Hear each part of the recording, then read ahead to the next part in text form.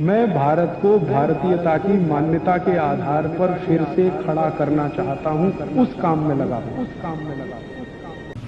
इस संवाद को मैं चाहता हूं कि देश के लिए कोई दिशा बनाने वाला, दिशा स्थापित करने वाला बन जाए। इस दृष्टि से मैं कुछ तथ्य आपके बीच रखना चाहता हूं। हमारे भारत की शिक्षा व्यवस्था के बारे में एक बार अंग्रेजों ने बहुत गंभीर और खराब टिप्पणी की थी। सन 1931 में महात्मा गांधी गोलमेज सम्मेलन में भाग लेने के लिए लंदन गए थे और अंग्रेजों की सरकार के साथ उनका वार्तालाप चल रहा था। अंग्रेजों की तरफ से जो गांधी जी से संवाद करने वाली टीम थी या उनका जो समूह था, उस समूह के जो बहुत प्रमुख लोगों में से एक, उन्होंने गांधी जी को एक बहुत खराब बात कही। उन्होंने ये कहा कि अगर अंग्रेज भारत नहीं आते तो भारत की शिक्षा व्यवस्था तो कभी भी बन नहीं पाती। गांधी जी ने इसका विरोध किया और उन्होंने कहा कि अगर अंग्रेज नहीं आते तो भारत की शिक्षा व्यवस्था ज़्यादा अच्छी होती, क्योंकि अंग्रेजों के आने के पहले की भारत की शिक्षा व्यवस्था बहुत ही उत्तम थी, ये गांधी जी ने कहा। तो अंग्रेज अधिकारियों ने गांधी जी से कहा कि आप ऐसा किस आधार पर कहते हैं? तो गांधी जी ने कहा कि मेरे देश को मैंने बहुत नज़दीक से देखा है, गांव-गांव में मैंने प्रवास किया है, वहाँ जो कुछ भी शिक्षा व्यवस्था के पुराने खंडहर दिखाई दे रहे हैं, उनके आधार पर मैं कह सकता हूँ कि भूतकाल में हमारी शिक्षा व्यवस्था बहुत अच्छी थी और बहुत मजबूत थी।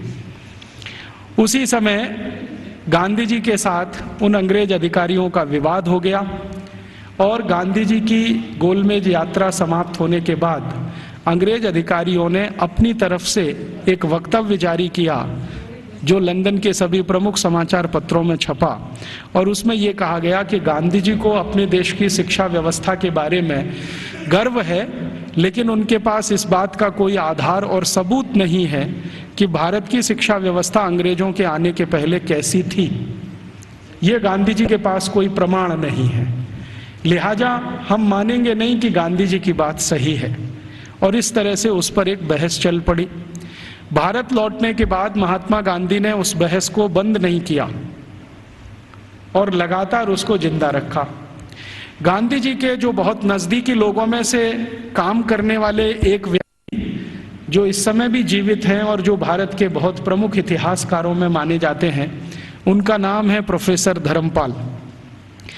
जब भारत आज़ाद हो गया 15 अगस्त 1947 को, तो प्रोफेसर धर्मपाल जो गांधी जी के साथ भारत छोड़ो आंदोलन में शामिल हुए थे, उन्होंने गांधी जी को पूछा कि अच्छा अब मेरा काम क्या है?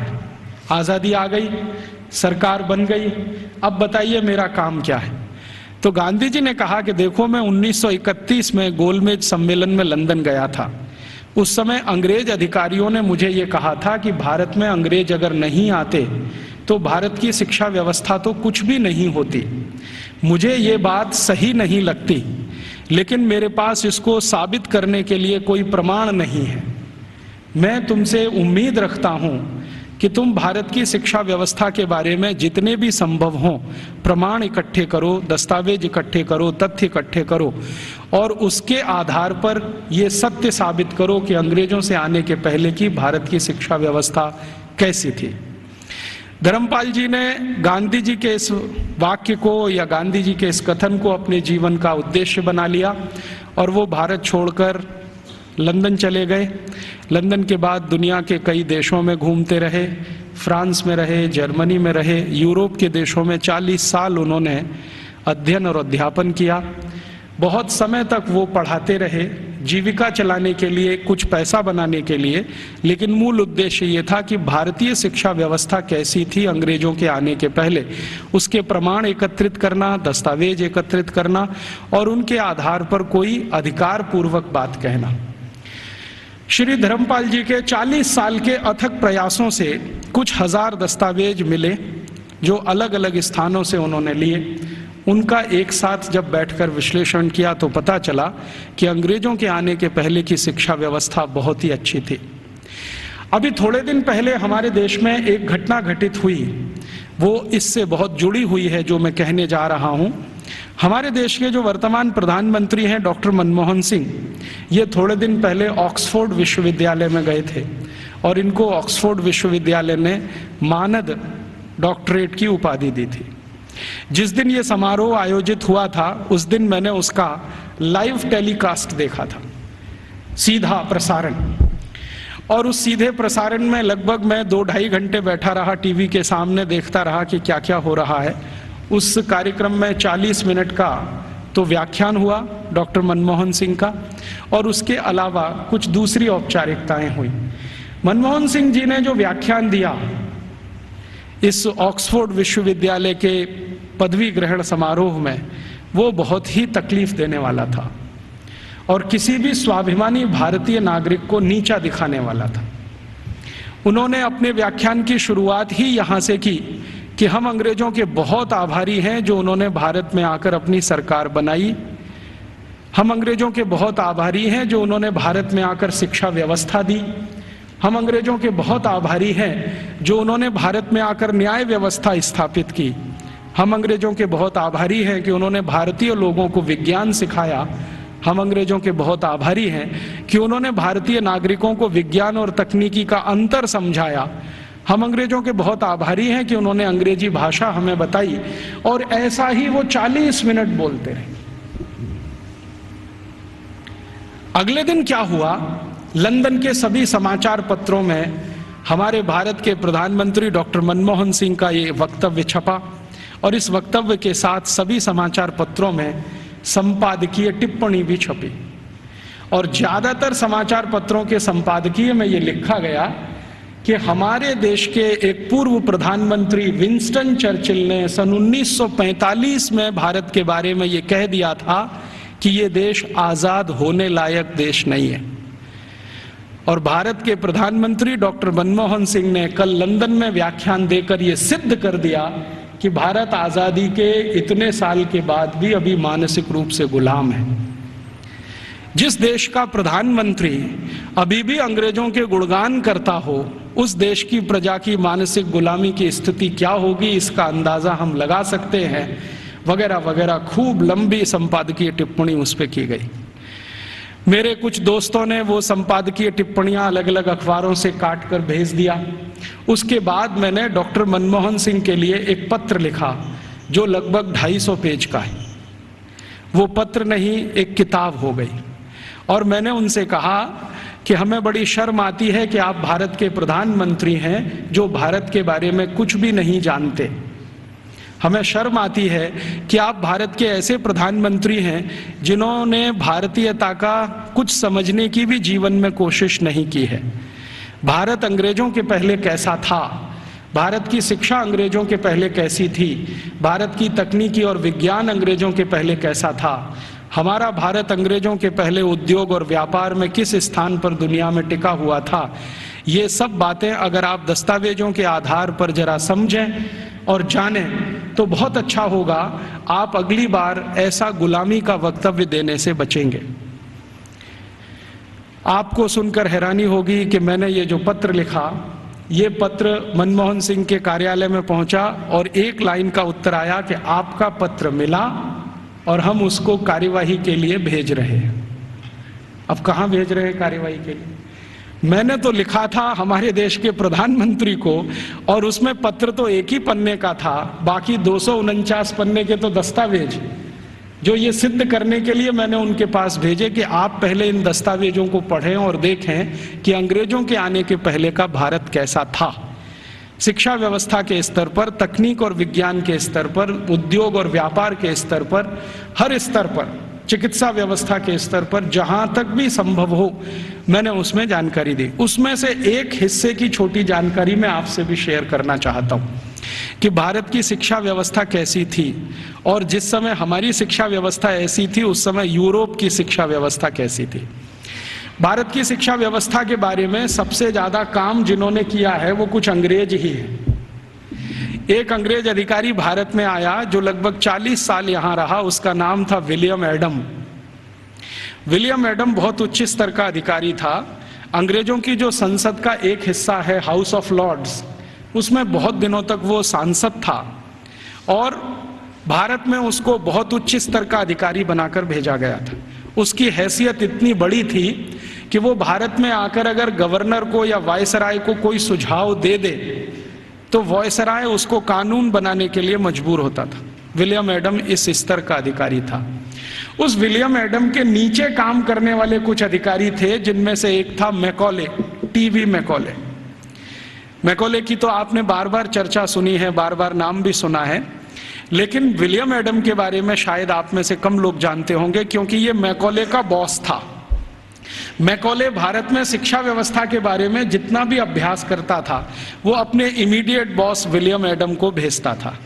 तो विलियम एडम ने भारत की शिक्षा व्यवस्था पर एक रिपोर्ट तैयार की और वो रिपोर्ट लगभग 1700 कुछ पन्ने की है, 1780 पन्ने हैं उस रिपोर्ट में। वो रिपोर्ट संसद में पेश की गई। संसद माने अंग्रेजों की संसद में, हाउस ऑफ कॉमन्स में पेश की गई और इस रिपोर्ट के आधार पर अंग्रेजों को पता चला कि भारत की शिक्षा व्यवस्था कैसी है। विलियम एडम की रिपोर्ट में से कुछ तथ्य मैं आपको देता हूं जो इस समय अंग्रेजी संसद के रिकॉर्ड्स पर हैं। आप जानते हैं कि हाउस ऑफ कॉमन्स और हाउस ऑफ लॉर्ड्स में जो भी बहस होती है वो सभी रिकॉर्ड में रहती है और जो रिकॉर्ड में आ जाती है वो उनका डॉक्यूमेंट्स बन जाती है, दस्तावेज बन जाती है। और फिर ब्रिटिश पार्लियामेंट की एक प्रेस है जिसको हंसार्ड कहते हैं, वो जरूरत पड़ने पर समय समय पर ये डॉक्यूमेंट्स को प्रकाशित करती रहती है। तो भारत की शिक्षा व्यवस्था पर विलियम एडम की रिपोर्ट, जिसमें जगह जगह पर मैकॉले की दी गई टिप्पणी, मैं पहले मैकॉले की एक छोटी सी लाइन आपको सुना देता हूं। मैकॉले और विलियम एडम भारत की शिक्षा व्यवस्था के बारे में अंग्रेजों की संसद में जब बात कर रहे हैं तो घंटों घंटों उन्होंने बात की है। एक दिन ये टीवी मैकॉले 2 फरवरी सन 1835 को ब्रिटिश पार्लियामेंट के हाउस ऑफ कॉमन्स में खड़ा होकर भाषण दे रहा है और कह रहा है कि मैंने भारत का उत्तर, दक्षिण, पूरब, पश्चिम पूरा इलाका घूम लिया है। ऐसा कोई क्षेत्र नहीं है जो मैंने भारत का नहीं देखा है और मैंने भारत का बाहरी क्षेत्र भी देखा है, आंतरिक क्षेत्र भी देखा है।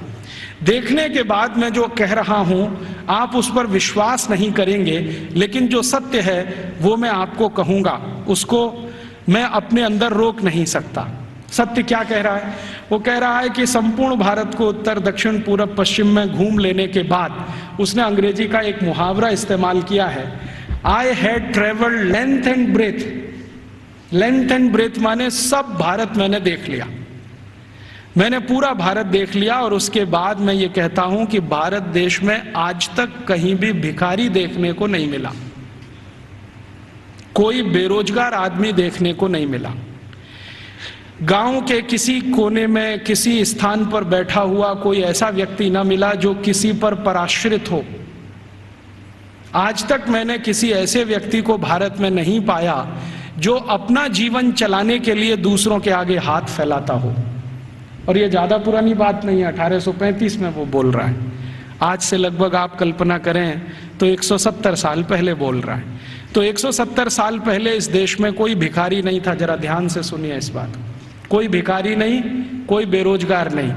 फिर वो कहता है टीवी मैकॉले कि मैंने दुनिया के बहुत शहर देखे हैं, पेरिस देखा है, बर्लिन देखा है, हैम्बर्ग देखा है, मॉस्को देखा है, फ्रैंकफर्ट देखा है, शिकागो देखा है, न्यूयॉर्क देखा है, लंदन तो अपना है ही, बार बार देखा है, लेकिन इन सभी शहरों की कुल संपत्ति भारत के एक शहर से भी बहुत कम है।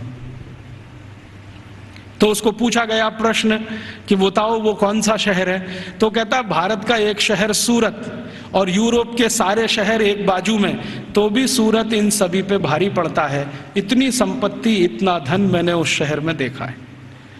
और वो कहता है कि इतना धन और संपत्ति जिस समाज के पास हो उस समाज को गुलाम बनाना एकदम मुश्किल है। वो ये कहता है मैं ये तो नहीं कहता कि असंभव है, लेकिन मुश्किल बहुत है। फिर वो कहता है कि मैं एक सुझाव देना चाहता हूं ब्रिटिश गवर्नमेंट को, सरकार को, कि अगर भारत को गुलाम बनाना हो तो इनका वैभव, इनका धन, इनकी संपत्ति को खत्म करो। तो फिर ब्रिटिश पार्लियामेंट के सांसद उसको पूछ रहे हैं कि भारत का धन, भारत का वैभव और भारत की संपत्ति को खत्म करने के लिए तुम्हारे पास क्या योजना है? तो कहता है भारत की शिक्षा व्यवस्था को खत्म करो। वो कहता है कि भारत में जितना भी धन है, संपत्ति है, वैभव है, ये भारत की शिक्षा व्यवस्था के कारण है। तो कोई सांसद पूछ लेता है कि अच्छा बताओ भारत की शिक्षा व्यवस्था कैसी है, तो कहता है कि भारत की शिक्षा व्यवस्था में सबसे पहला सत्य ये है कि यहाँ निरक्षरता नहीं है, माने लिटरेसी कंप्लीट। तो उसको पूछा गया क्या संपूर्ण भारत में एक जैसा है, तो कहता है दक्षिण भारत में लिटरेसी 100% है। दक्षिण भारत का माने कर्नाटक, आंध्र प्रदेश, तमिलनाडु, केरल। तो कहता है दक्षिण में तो 100% है, पश्चिम भारत में 98% है, 98% है, उत्तर भारत में लगभग 82% के आसपास है, मध्य भारत और बचे हुए भारत में लगभग 87% के आसपास है। तो मैं कह सकता हूं कि लगभग भारत साक्षर है। उसी समय एक दूसरा सांसद खड़ा होकर पूछता है कि अच्छा आप ये बता सकते हैं कि इंग्लैंड की स्थिति क्या है। तो उन्होंने कहा ये मैं तो नहीं बता सकता, एजुकेशन मिनिस्टर बैठे हैं वो बताएं। तो एजुकेशन मिनिस्टर खड़े होकर बोलते हैं कि जब भारत की साक्षरता लगभग 100% है, उस समय इंग्लैंड माने 3 राज्यों का समूह, अभी जिसको आजकल ब्रिटेन कहा जाने लगा है, स्कॉटलैंड, आयरलैंड और न्यू साउथ वेल्स मिला के। तो वो कहते हैं कि ये जो 3 राज्यों का समूह है जिसको ब्रिटेन कहा जाता है, इसमें कुल साक्षरता 17% भी नहीं है। 17% भी नहीं है। 17% माने 17। तो फिर पूछ रहे हैं कि भाई कारण क्या है इसका, भारत में इतनी साक्षरता और हमारे यहाँ कुछ भी नहीं। तो वो कह रहा है टीवी मैकॉले के इस समय भारत में 7,32,000 रेवेन्यू विलेजेस हैं, राजस्व वाले गांव। तो नॉन रेवेन्यू वाले, उसने कहा वो मुझे नहीं मालूम। वो कह रहा 7,32,000 राजस्व गांव हैं और ऐसा एक भी राजस्व गांव नहीं है जहां पर स्कूल की व्यवस्था नहीं है। तो फिर उसको प्रश्न पूछा गया कि क्या भारत के लोग इसको स्कूल कहते हैं, तो उनका नहीं, मैंने कहा है स्कूल, भारत के लोग इसको गुरुकुल कहते हैं। उसने गुरुकुल को स्कूल में ट्रांसलेट किया है। बाद में वो कहता है कि शायद मेरे पास कोई शब्द नहीं है जो गुरुकुल के बराबर हो तो मैं स्कूल कहता हूं।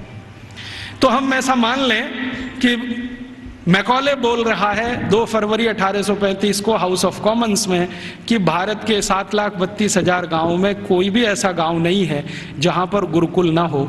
इसका अर्थ क्या है, हर गांव में एक गुरुकुल है। फिर उसको पूछा गया इस गुरुकुल में क्या होता है, तो उन्होंने कहा पढ़ते हैं। तो कितने विद्यार्थी हैं, तो उसने कहा सबसे बड़ा गुरुकुल मैंने देखा है वो 20,000 विद्यार्थियों का है, और जो सबसे छोटा गुरुकुल मैंने देखा है वो 200 विद्यार्थियों का है। माने जो गुरुकुलों के बड़े होने का अंदाजा हम लगाना चाहें तो 200 विद्यार्थियों से लेकर 20,000 विद्यार्थियों तक के गुरुकुल इस देश में चलते हैं 1835 के आसपास। फिर वो पूछ रहे हैं कि ये जो 20,000 विद्यार्थियों का गुरुकुल है इसकी व्यवस्था कैसे होती है, ये तो बहुत बड़े विद्यार्थियों का समूह है, कैसे पढ़ाते हैं, व्यवस्था कैसे होता है। तो वो कहता है कि भारत के इन सभी गुरुकुलों में मॉनिटोरियल एजुकेशन होती है। मॉनिटोरियल एजुकेशन का मतलब हम सब समझते हैं कि आचार्य ने किसी विद्यार्थी वर्ग को तैयार किया, मान लीजिए उसमें 50 विद्यार्थी, अब वो 50 विद्यार्थी अपने से नीचे वालों को पढ़ाएंगे, और वो 50 विद्यार्थियों ने जिनको पढ़ाया वो उनसे अपने नीचे वालों को पढ़ाएंगे। तो वो कहते हैं कि एक आचार्य अगर है और उसके साथ 50-60 विद्यार्थियों का समूह है जिनको वो नियमित रूप से पढ़ाते हैं, तो वो 20,000 विद्यार्थियों का गुरुकुल आराम से संभालते हैं। और उसने परिभाषा दिया है कि जो आचार्य 20,000 विद्यार्थियों के गुरुकुल को संभालते हैं उनको भारत में कुलपति कहा जाता है। कुलपति माने 20,000 विद्यार्थियों के समूह की शिक्षा व्यवस्था करवाने वाला व्यक्ति, उसको कुलपति कहा जाता है। फिर उसको पूछा गया है कि ये जो गुरुकुल चलते हैं इनमें विद्यार्थी हैं वो किस वर्ग के हैं, तो वो कहता है कि भारत के नागरिक 4 वर्णों की बात करते हैं, ब्राह्मण, क्षत्रिय, वैश्य और शूद्र। तो वो कहता है कि ये सभी विद्यार्थी इन समूहों में से आते हैं। तो एक अंग्रेज उसको पूछ रहा है कि हमने तो कभी सुना था कि भारत में ज्यादा शिक्षा ब्राह्मणों के लिए है। वो कहता है नहीं, दस्तावेज बताते हैं कि ब्राह्मणों के लिए भी शिक्षा है, वैश्यों के लिए भी है, क्षत्रियों के लिए भी है और शूद्रों के लिए भी है।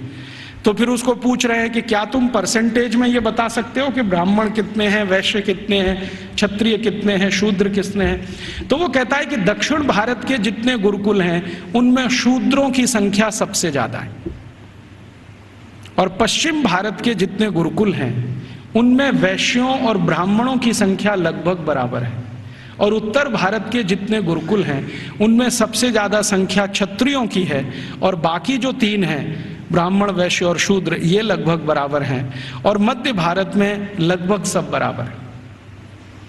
तो कुछ लोग चौंक जाते हैं, वो ये कहते हैं ये कैसे संभव है कि शूद्रों की संख्या दक्षिण भारत के गुरुकुलों में सबसे ज्यादा है। तो वो कहता है शूद्रों की ही नहीं, दक्षिण भारत के गुरुकुलों में महिलाओं की संख्या, लड़कियों की संख्या भी सबसे ज्यादा है। तो वो एक उत्तर दे रहा है प्रश्न का जिसमें वो बोल रहा है कि दक्षिण भारत के गुरुकुलों में लगभग 58% लड़कियां हैं और 42% लड़के हैं। तो फिर उसको पूछा गया ये कैसे संभव हो रहा है भारत में। तो कहता है कि इट क्वाइट नेचुरल, ये स्वाभाविक है, क्योंकि दक्षिण भारत में महिलाओं की संख्या, लड़कियों की संख्या लड़कों से ज्यादा है।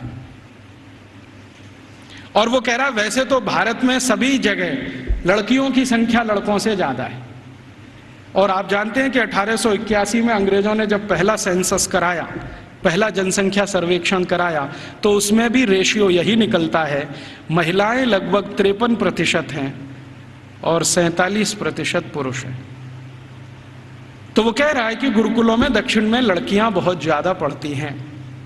फिर वो पूछ रहा है कि इन लड़कियों को पढ़ाने के लिए जो अध्यापक हैं, तो वो कहता है कि वो सब महिलाएं ही हैं।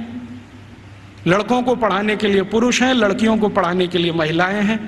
तो फिर उससे पूछा जा रहा है कि ये जो अध्यापक पढ़ाते हैं इनके लिए कोई ट्रेनिंग सेंटर है क्या।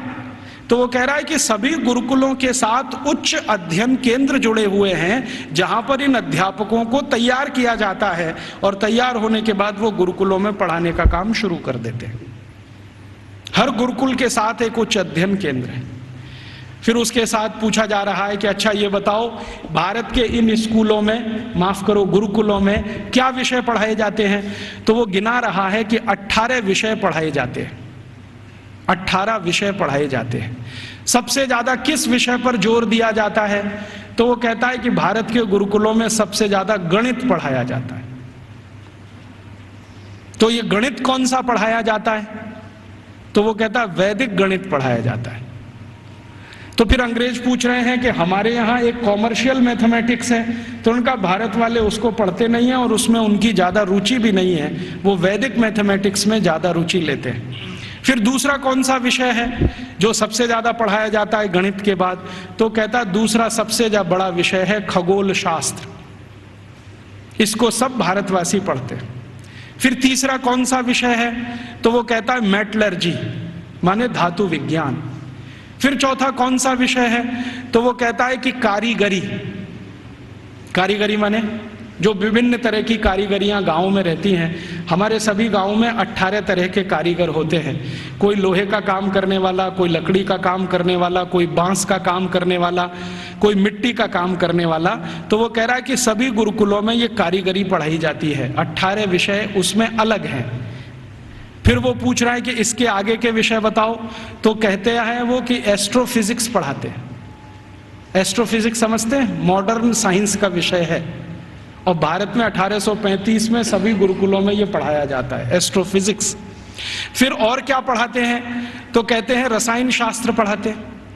रसायन शास्त्र के साथ और क्या पढ़ाते हैं। तो कहता है चिकित्सा शास्त्र पढ़ाते हैं।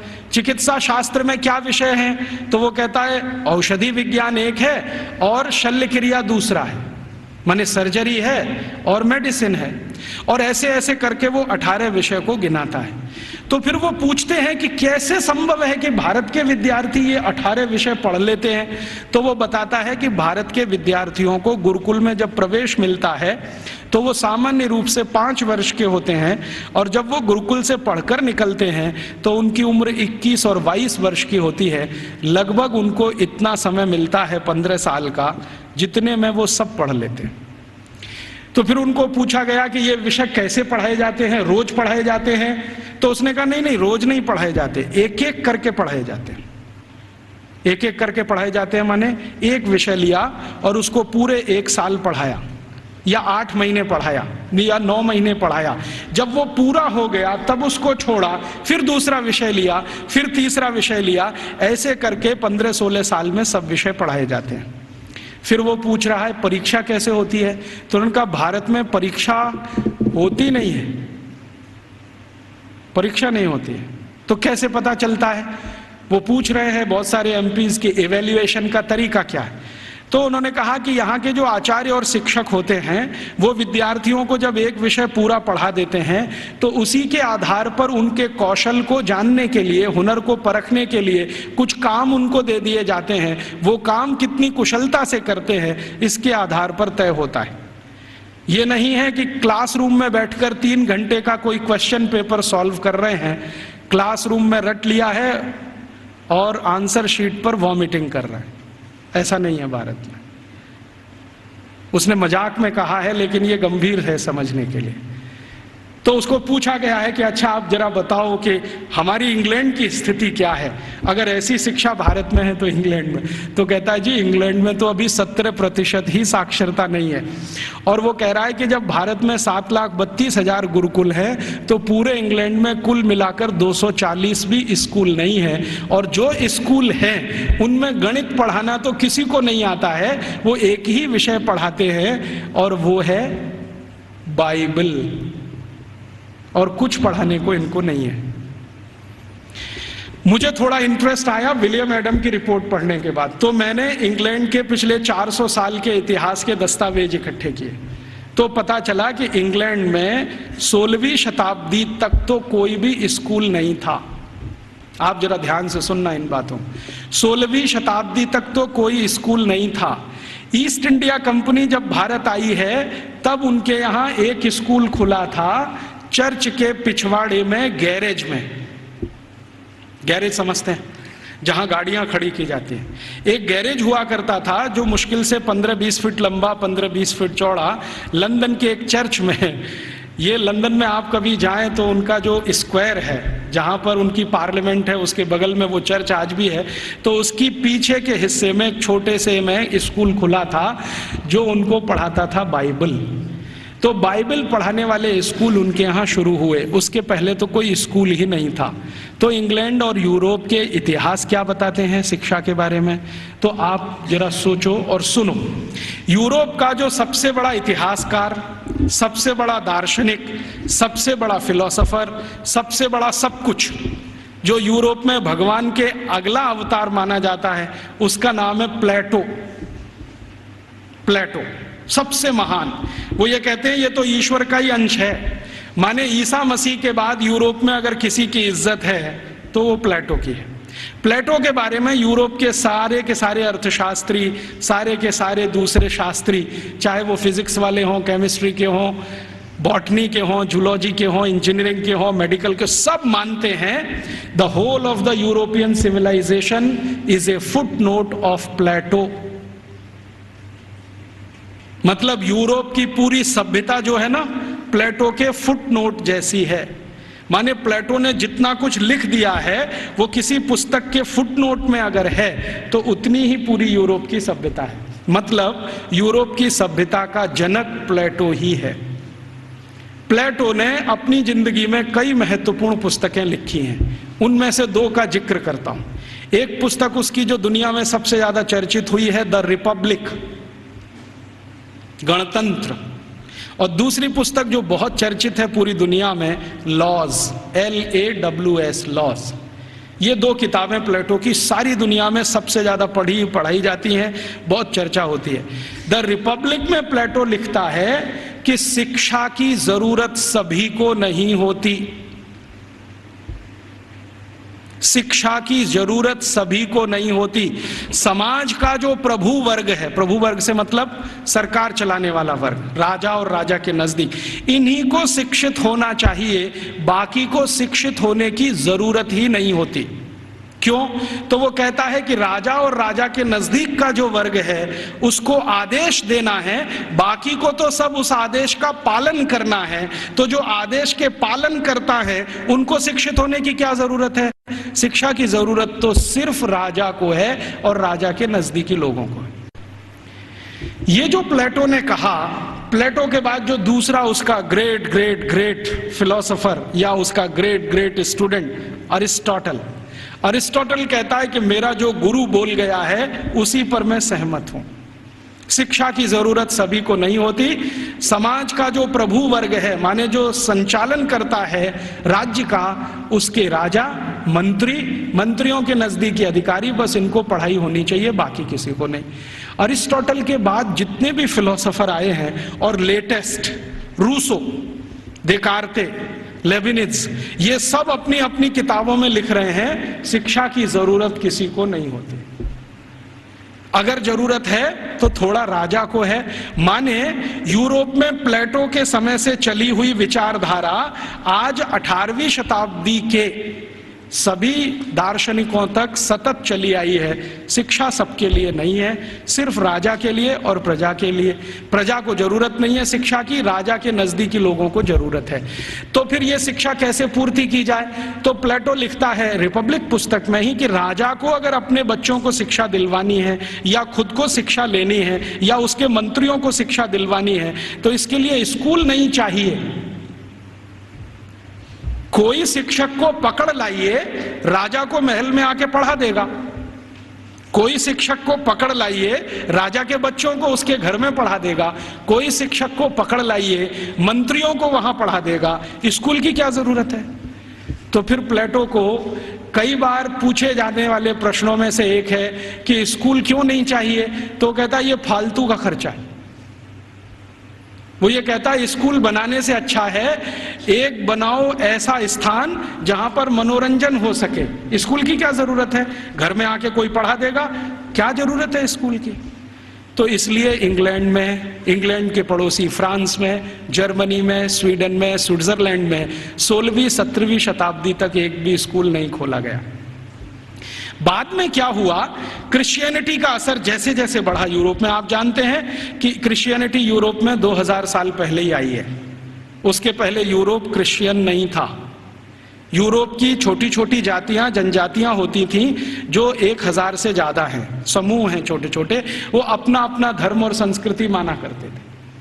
उनके यहाँ ईसाइयत क्या होती है मालूम नहीं। 2000 साल से ईसाइयत आई है। तो जब ईसाइयत का बहुत प्रचार हुआ और समाज और ईसाइयत के बीच में संघर्ष हुआ, तब उन्होंने बाइबल स्कूल शुरू किए और वो बाइबल स्कूल पूरे इंग्लैंड में फैले, फ्रांस में, जर्मनी में फैले। तो वो कह रहा है टीवी मैकॉले कि हमारे यहाँ तो कुछ स्कूल चलते हैं, वहां सिर्फ बाइबल पढ़ाई जाती है और कुछ नहीं पढ़ाया जाता, और बाइबल भी पढ़ाई जाती है तो संडे को पढ़ाई जाती है, बस मंडे से सैटरडे छुट्टी रहती है। और उन स्कूलों को इंग्लैंड के दस्तावेजों में संडे स्कूल्स कहा जाता है। और ये स्कूल शुरू हुए हैं और आज तक चल रहे हैं। आप यूरोप में कहीं भी जाइए, संडे स्कूल्स आपको मिलेंगे जहां पर आप बाइबल पढ़ सकते हैं। बाइबल में न्यू टेस्टामेंट पढ़ाते हैं, ओल्ड टेस्टामेंट पढ़ाते हैं, 2 ही चीजें पढ़ाते हैं, इसके अलावा कुछ नहीं। गणित क्या होता है, फिजिक्स क्या होती है, केमिस्ट्री क्या होती है, मेटलर्जी क्या होती है, सर्जरी क्या होती है, मेडिसिन साइंस, ये कुछ उनको 18वीं शताब्दी तक मालूम नहीं है। ऐसा गरीब देश है इंग्लैंड और उनकी ऐसी शिक्षा व्यवस्था है। जो उनका पहला स्कूल खुला है जिसमें मुश्किल से 250 स्क्वायर फीट की जगह है, उसमें उन्होंने पहली ही बार में 250 विद्यार्थी ले लिए। अब 250 स्क्वायर फीट में 250 विद्यार्थी कैसे बैठते होंगे? कल्पना कर लो आप, कितना स्पेस होगा उनके पास। एक शब्द इस्तेमाल होता है अंग्रेजों के यहां, ब्रीदिंग स्पेस। ब्रीदिंग स्पेस भी नहीं है। वो कह रहा है मैकॉले कि हमारे तो बाइबल स्कूलों में ब्रीदिंग स्पेस भी नहीं है, माने हर विद्यार्थी को घिचपिच में बैठना पड़ता है, जगह नहीं है उनके पास। लेकिन भारत के एक एक गुरुकुल तो 5-5 हेक्टेयर में बने हुए हैं। 1 हेक्टेयर में लगभग 5 एकड़ होते हैं, 25 एकड़ में गुरुकुल बने हुए हैं। और वो कह रहा है कि भारत के बहुत सारे गुरुकुल रेजिडेंशियल हैं, जहां पर विद्यार्थियों को रहने और खाने की व्यवस्था है, और कुछ गुरुकुल ऐसे हैं जो डे स्कूल की तरह से चलते हैं। विद्यार्थी सुबह आते हैं, शाम को पढ़ के अपने घर वापस जाते हैं। फिर उसको पूछा जाता है कि भारत के विद्यार्थियों को ये सारी की सारी जो शिक्षा दी जाती है, इसका कोई वर्गीकरण है, क्लासिफिकेशन है? तो वो बहुत सुंदर उत्तर दे रहा है, जो हमें इस पे रिसर्च आज जरूरी है करना। वो ये कह रहा है कि भारत के विद्यार्थियों को 2 चीजें पढ़ाई जा रही है, एक तो शिक्षा है, दूसरी विद्या है। अब वो कहता है कि मुझे समझ में नहीं आता शिक्षा कौन सी है, विद्या कौन सी है। लेकिन मैं जितने भी गुरुकुलों में गया हूं, पूछता हूं क्या पढ़ते हो, तो कुछ विद्यार्थी कहते हैं हम शिक्षा ले रहे हैं, कुछ कहते हैं हम विद्या ले रहे हैं। ये विद्या क्या है, शिक्षा क्या है, मुझे समझ में नहीं आता, लेकिन ये हर गुरुकुल में मुझे सुनाई देता है।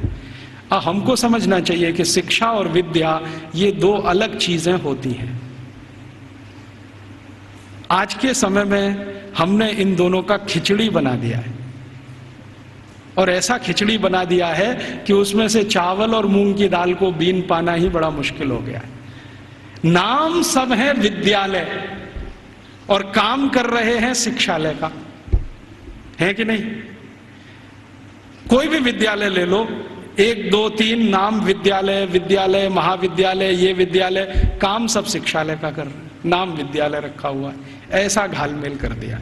शायद ये मैकॉले का असर है, क्योंकि मैकॉले को शिक्षा और विद्या में अंतर नहीं मालूम था, हमें भी नहीं मालूम है। हम जानते नहीं है कि विद्या क्या होती है और शिक्षा क्या होती है।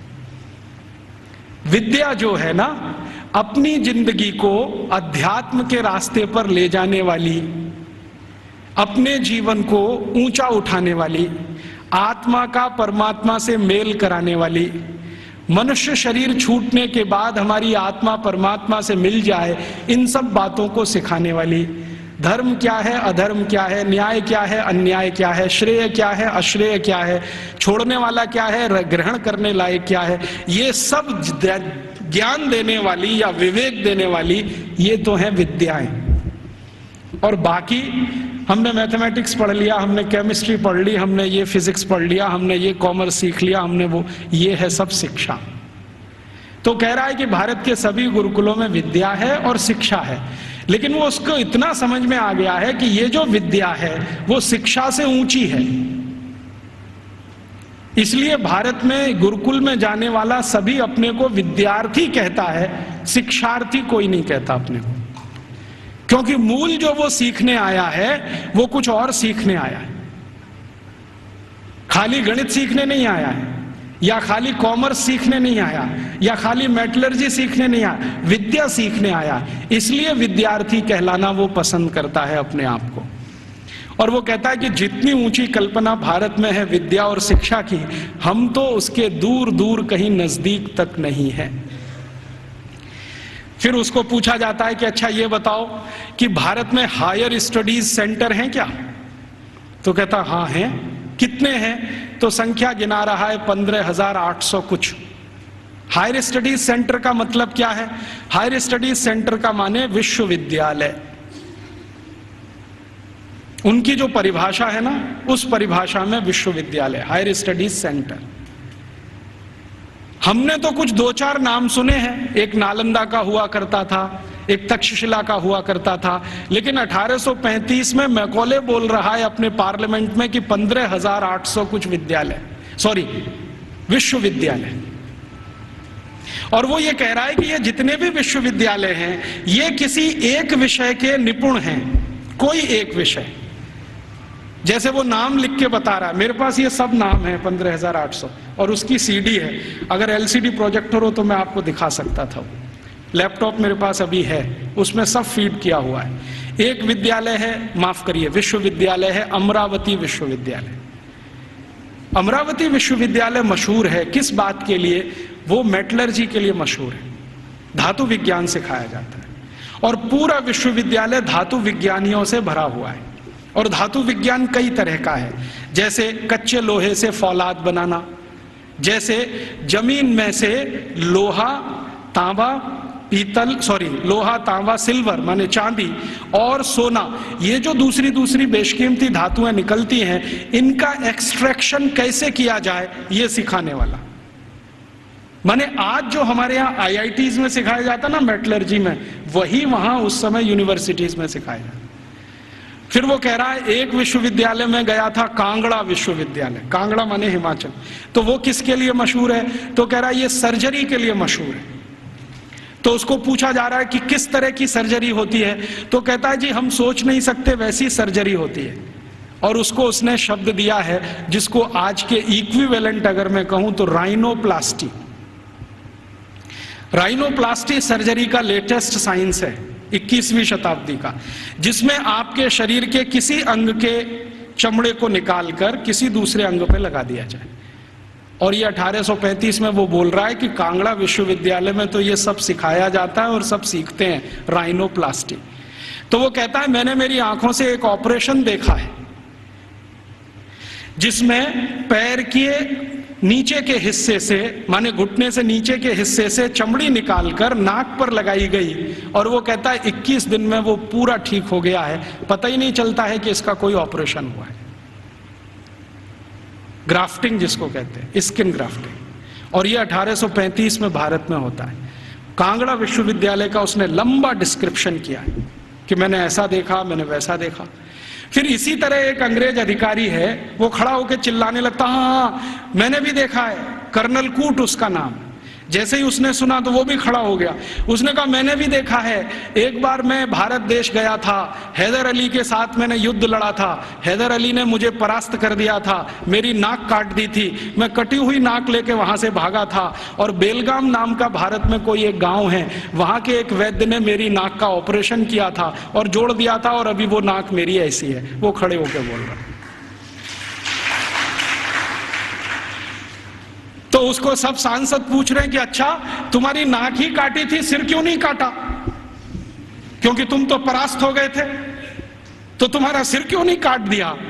तो वो कहता है भारत के राजा बड़े दयालु हैं, उनके मन में बड़ी दया है, दुश्मन को भी पूरा मारते नहीं है, अंग भंग करके छोड़ देते हैं, और भारत में नाक कटना ही बहुत बड़ी बदनामी की बात है, हमारे यहां ऐसा कुछ।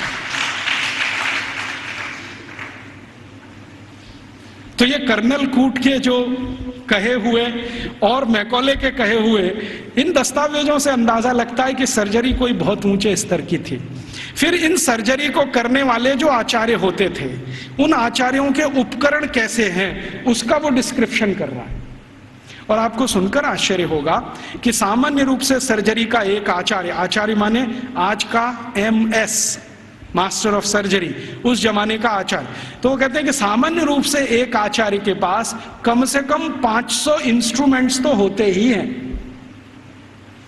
वो कहता 20 तरह की तो उनके पास क्लिप्स हैं, ये जो 2 वाली होती है ना पकड़ के, 20 तरह की, और सभी उच्च स्तर के लोहे से बनी हुई, जिनमें कभी जंग नहीं लगता। फिर वो कहता भारतवासी बिना जंग का लोहा बनाना तो 10वीं शताब्दी से जानते हैं, हमने उनसे ही सीखा है, हमको लोहा बनाने की तकनीक भारत से ही आई है, और ऐसा लोहा बनाना जानते हैं जिसपे कभी जंग नहीं लगती। वो आज भी कभी देखना हो तो चले जाइए, मेहरौली का खंबा खड़ा हुआ है।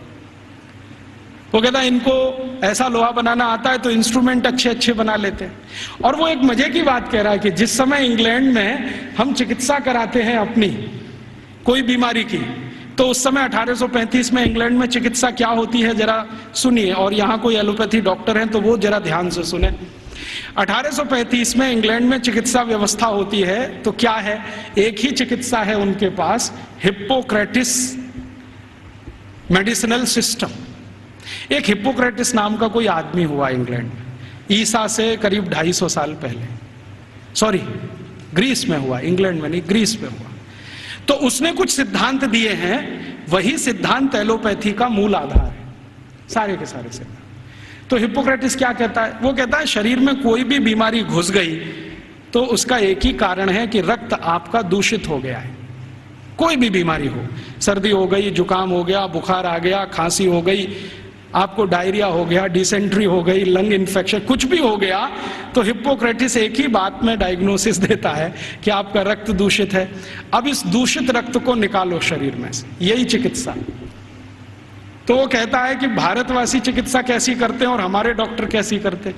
वो कहता है कि जब मुझे बुखार आता है और मैं किसी डॉक्टर के पास जाता हूं तो वो मेरी हाथ की नस काट देता है और उसमें से खून निकलने लगता है, और वो कहता है ये खून जब तक निकलेगा नहीं तब तक बुखार तुम्हारा खत्म होगा नहीं। कभी कभी मुझे डर लगता है कि खून के साथ जान ना निकल जाए मेरी।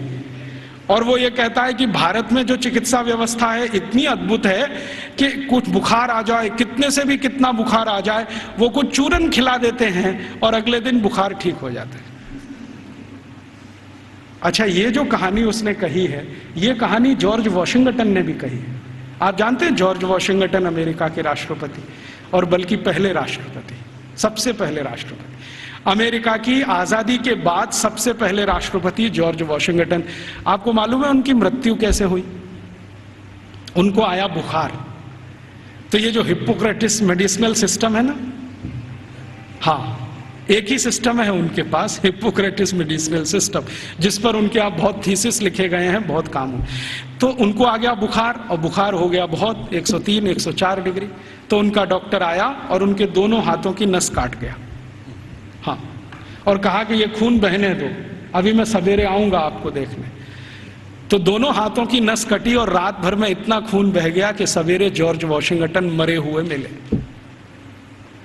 ये है मॉडर्न एलोपैथिक सिस्टम।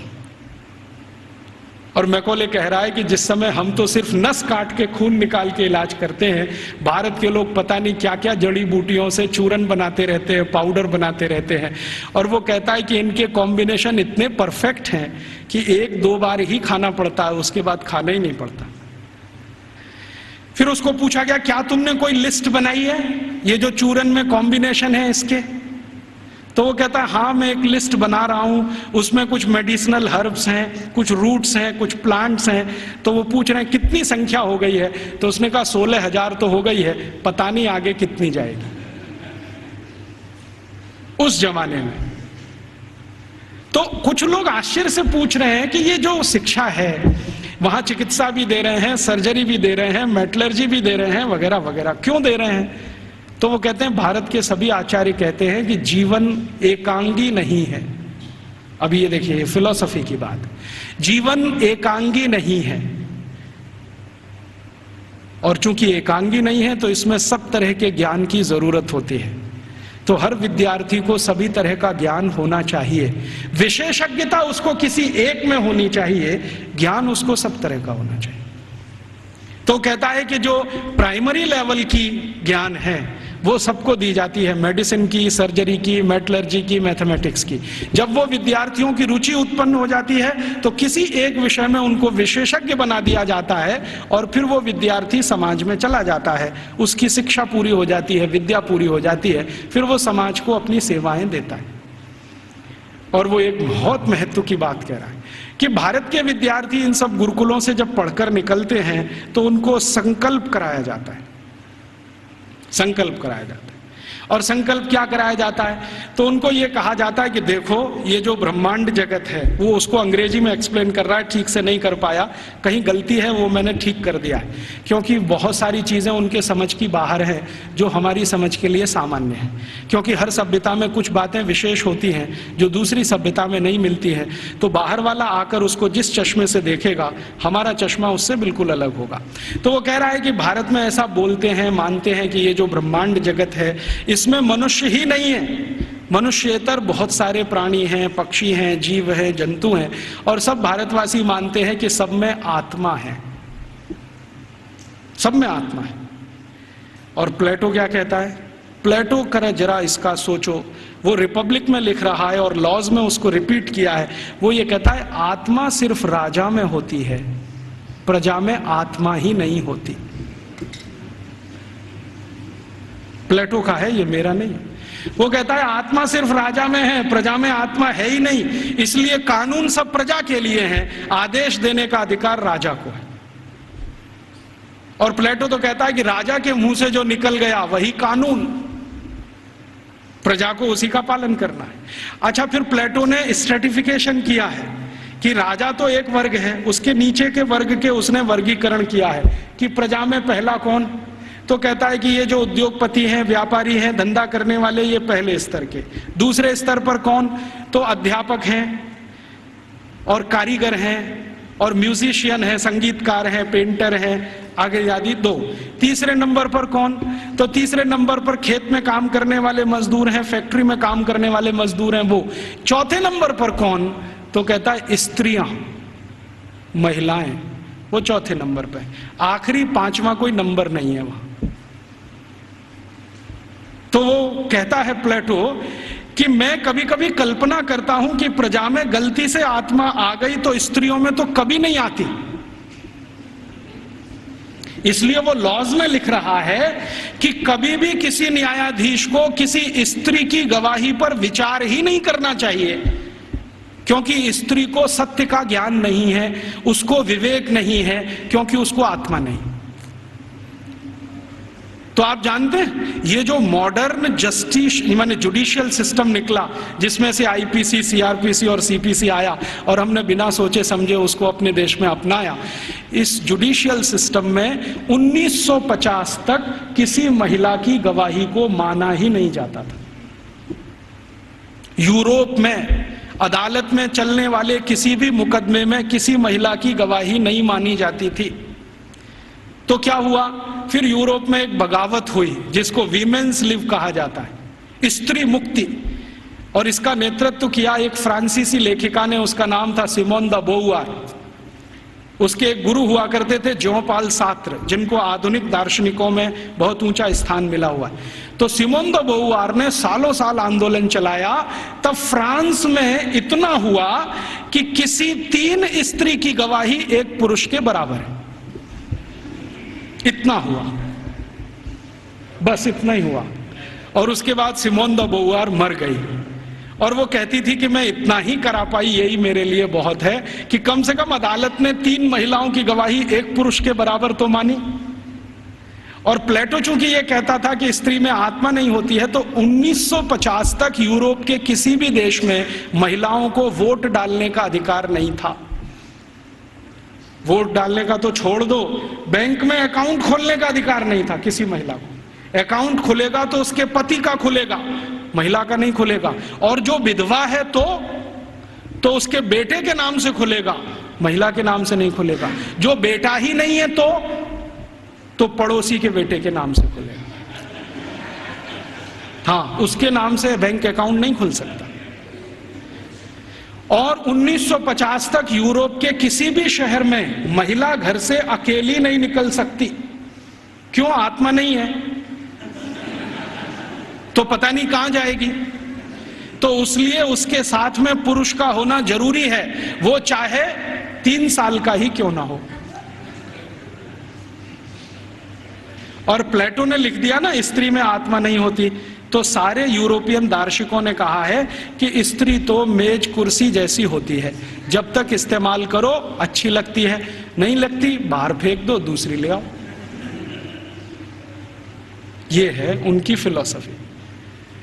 तो मैकॉले ये सब वर्णन कर रहा है कि हम तो सोच ही नहीं सकते हैं हमारे यहाँ महिलाएं गुरुकुल की आचार्य हो सकती है।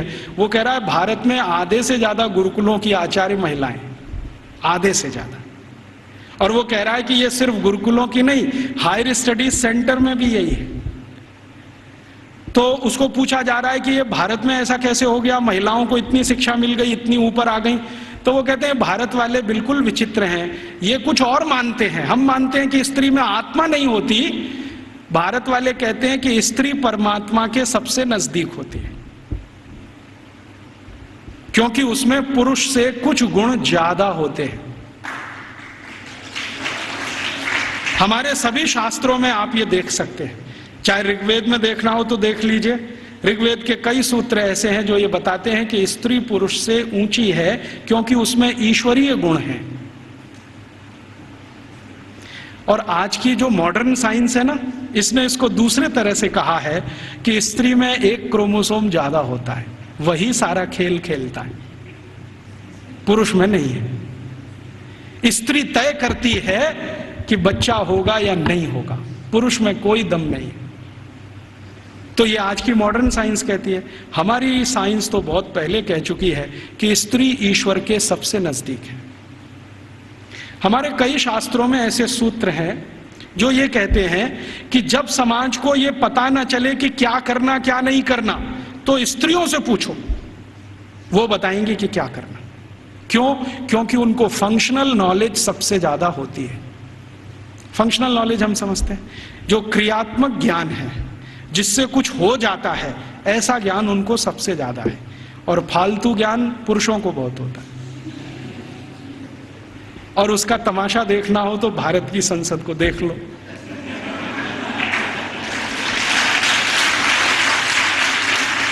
देखा आपने संसद में जो पुरुष सांसद हैं वो मां बहन की गालियां देते हैं और स्त्री सांसदों को चुपचाप निकल जाना पड़ता है। भारत में पता है क्या मान्यता है? भारत में मान्यता यह है कि भाषा का विकास स्त्रियों ने ही किया है। भाषा का विकास स्त्रियों ने ही किया है, पुरुष की ताकत नहीं है भाषा का विकास करने। क्यों?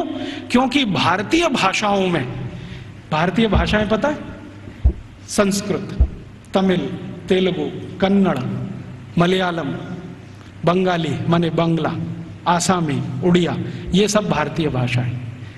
और हिंदी उर्दू मिलने से पहले, अभी तो हिंदी नहीं रही है, उसमें बहुत कुछ उर्दू घुस गई है, फारसी पता नहीं क्या क्या घुस गया। तो हिंदी उर्दू मिलने से पहले और बाकी सब भारतीय भाषाएं। आपको मालूम है इनमें गालियां नहीं है, एक भी गाली नहीं है। और गाली नहीं है तो यह सिद्ध करता है कि यह भाषा स्त्रियों ने ही रची है। हाँ,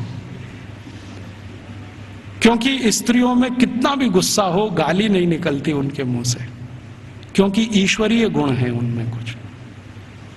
तो मैकॉले कह रहा है कि भारत में स्त्री ईश्वर के नजदीक है, परमात्मा के नजदीक है। और वो एक सूत्र सुना रहा है, पता नहीं उसको कहां से मिल गया। वो कहता है भारत के लोग ऐसा कहते हैं कि स्त्री के बिना मोक्ष नहीं होता। और ये एक दिन मुझे भी अनुभव हुआ है। मैं दक्षिण भारत में गया था, एक गांव में व्याख्यान देने। वो गांव में एक मंदिर है, बड़ा मशहूर मंदिर है। मैंने सोचा मैं भी दर्शन करूं, तो पुजारी ने कहा आप अंदर नहीं जा सकते। मैं पूछा क्यों? क्या आप ब्रह्मचारी हैं? मैं पूछा तो क्या हुआ, ब्रह्मचारी हूं, अंदर नहीं जा सकता। नहीं जा सकते। क्यों नहीं जा सकता? कि आप पवित्र नहीं है। मैं पूछा वो कैसे? उन्होंने कहा पवित्रता तो स्त्री के आने के बाद ही आती है। हाँ, और वो ब्रह्मचारी ने इतनी गंभीरता से कहा कि मैं देखने लगा उसका चेहरा, ये बोल क्या रहा है। तो उसने कहा कि स्त्री के जीवन में आने के बाद ही पुरुष पवित्र होता है, उसके पहले तो वो लंपट होता है।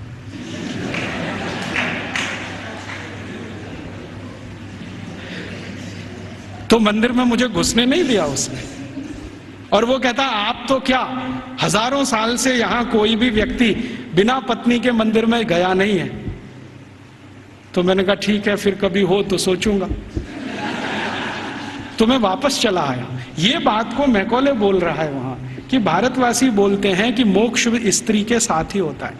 और हमारे सभी ऋषि मुनि गृहस्थ थे, सदगृहस्थ थे, ब्रह्मचारी नहीं थे। मैंने जितने ऋषि मुनियों को आज तक पढ़ा है, सबको तो नहीं पढ़ा, लेकिन जितने को पढ़ा है सब गृहस्थ थे। इसलिए गृहस्थ आश्रम कोई ऊंची चीज है हमारे यहाँ। तो ये वो बोलता है कि जब ऊंची चीज आपके पास है तो उससे और ऊंची प्राप्त करने की ताकत है।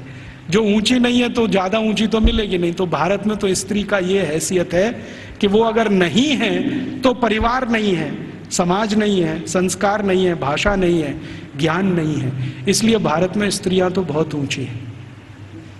फिर वो कहता है कि हमारे यहाँ इंग्लैंड में तो गांव-गांव में स्त्रियों को मारते पीटते हैं, जला भी दे देते हैं। आपको मालूम है यूरोप में 2500 साल एक परंपरा चली है विच हंटिंग। बहुत किताबें लिखी गई हैं इसमें, बहुत लिखा। विच हंटिंग समझते? विच माने क्या कहना चाहिए हिंदी में? डायन, डायन, डायन कहते हैं ना। डायन को ढूंढना और उसको मारना, ये बहुत बड़ा खेल चलता था यूरोप के सभी देशों में, Germany, France, Sweden, Switzerland, Denmark, Norway, सब देशों में, और 2500 साल चलता था। गांव में ढूंढ ढूंढ के ऐसी महिलाओं को मारा जाता था जिनके पति की मृत्यु हो गई हो, तो मान लिया जाता था ये तो विच हो गई है और इसको हंट करना है, माने मार देना है। उनको जिंदा जलाना, कभी उनको जमीन में खड्डा खोद के गाड़ देना, बाल पकड़ के उनको खींच लेना, तरह तरह के अत्याचार उनके ऊपर होते थे। और किस देश में किस साल में कितनी महिलाओं को विच हंटिंग किया गया, इसके रिकॉर्ड्स आजकल मैं इकट्ठे कर रहा हूं।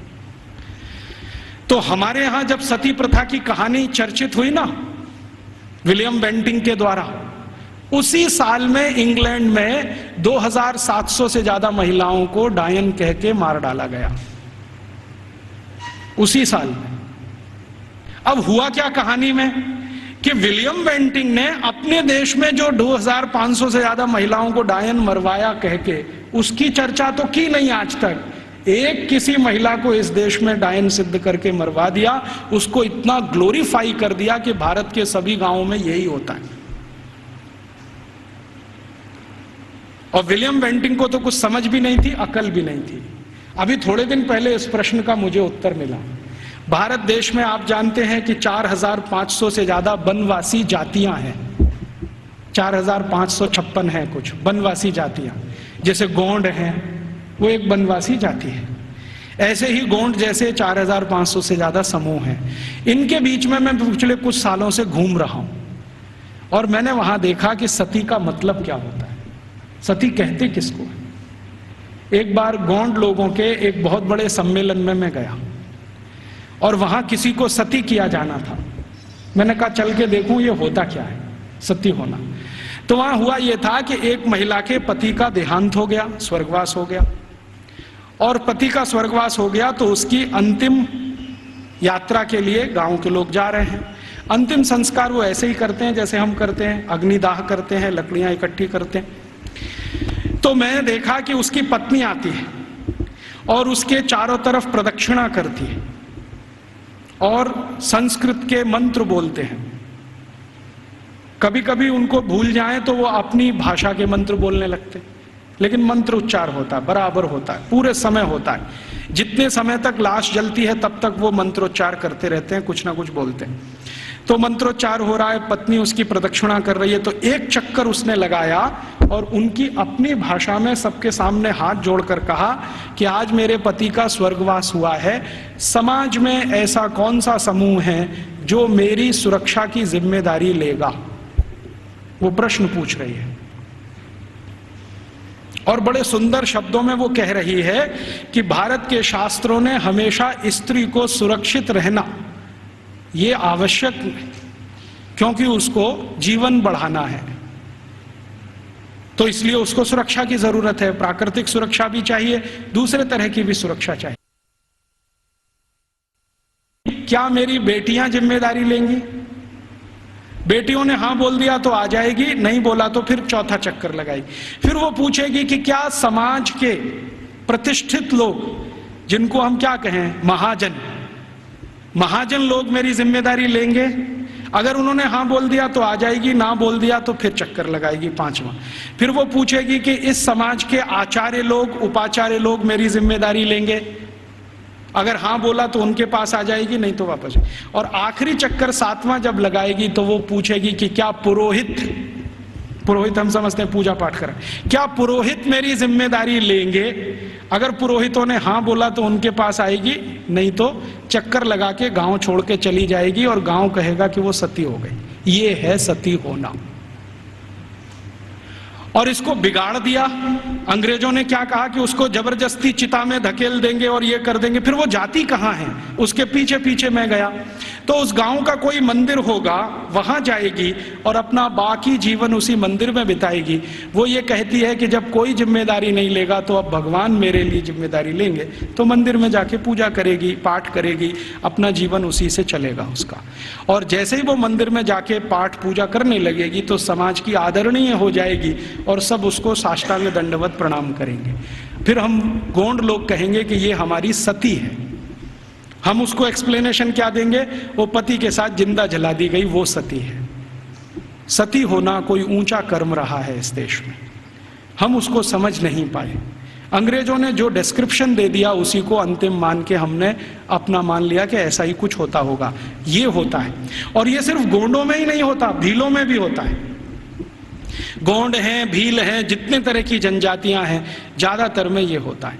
तो मैकॉले कह रहा है कि भारत में तो स्त्रियों का स्थान बहुत ऊंचा है, परिवार में ऊंचा है, समाज में ऊंचा है, भाषा उनके यहाँ से निकली है, फंक्शनल नॉलेज उन्होंने समाज को दिया है, इसलिए इनके लिए तो सब कुछ विशेष होता है।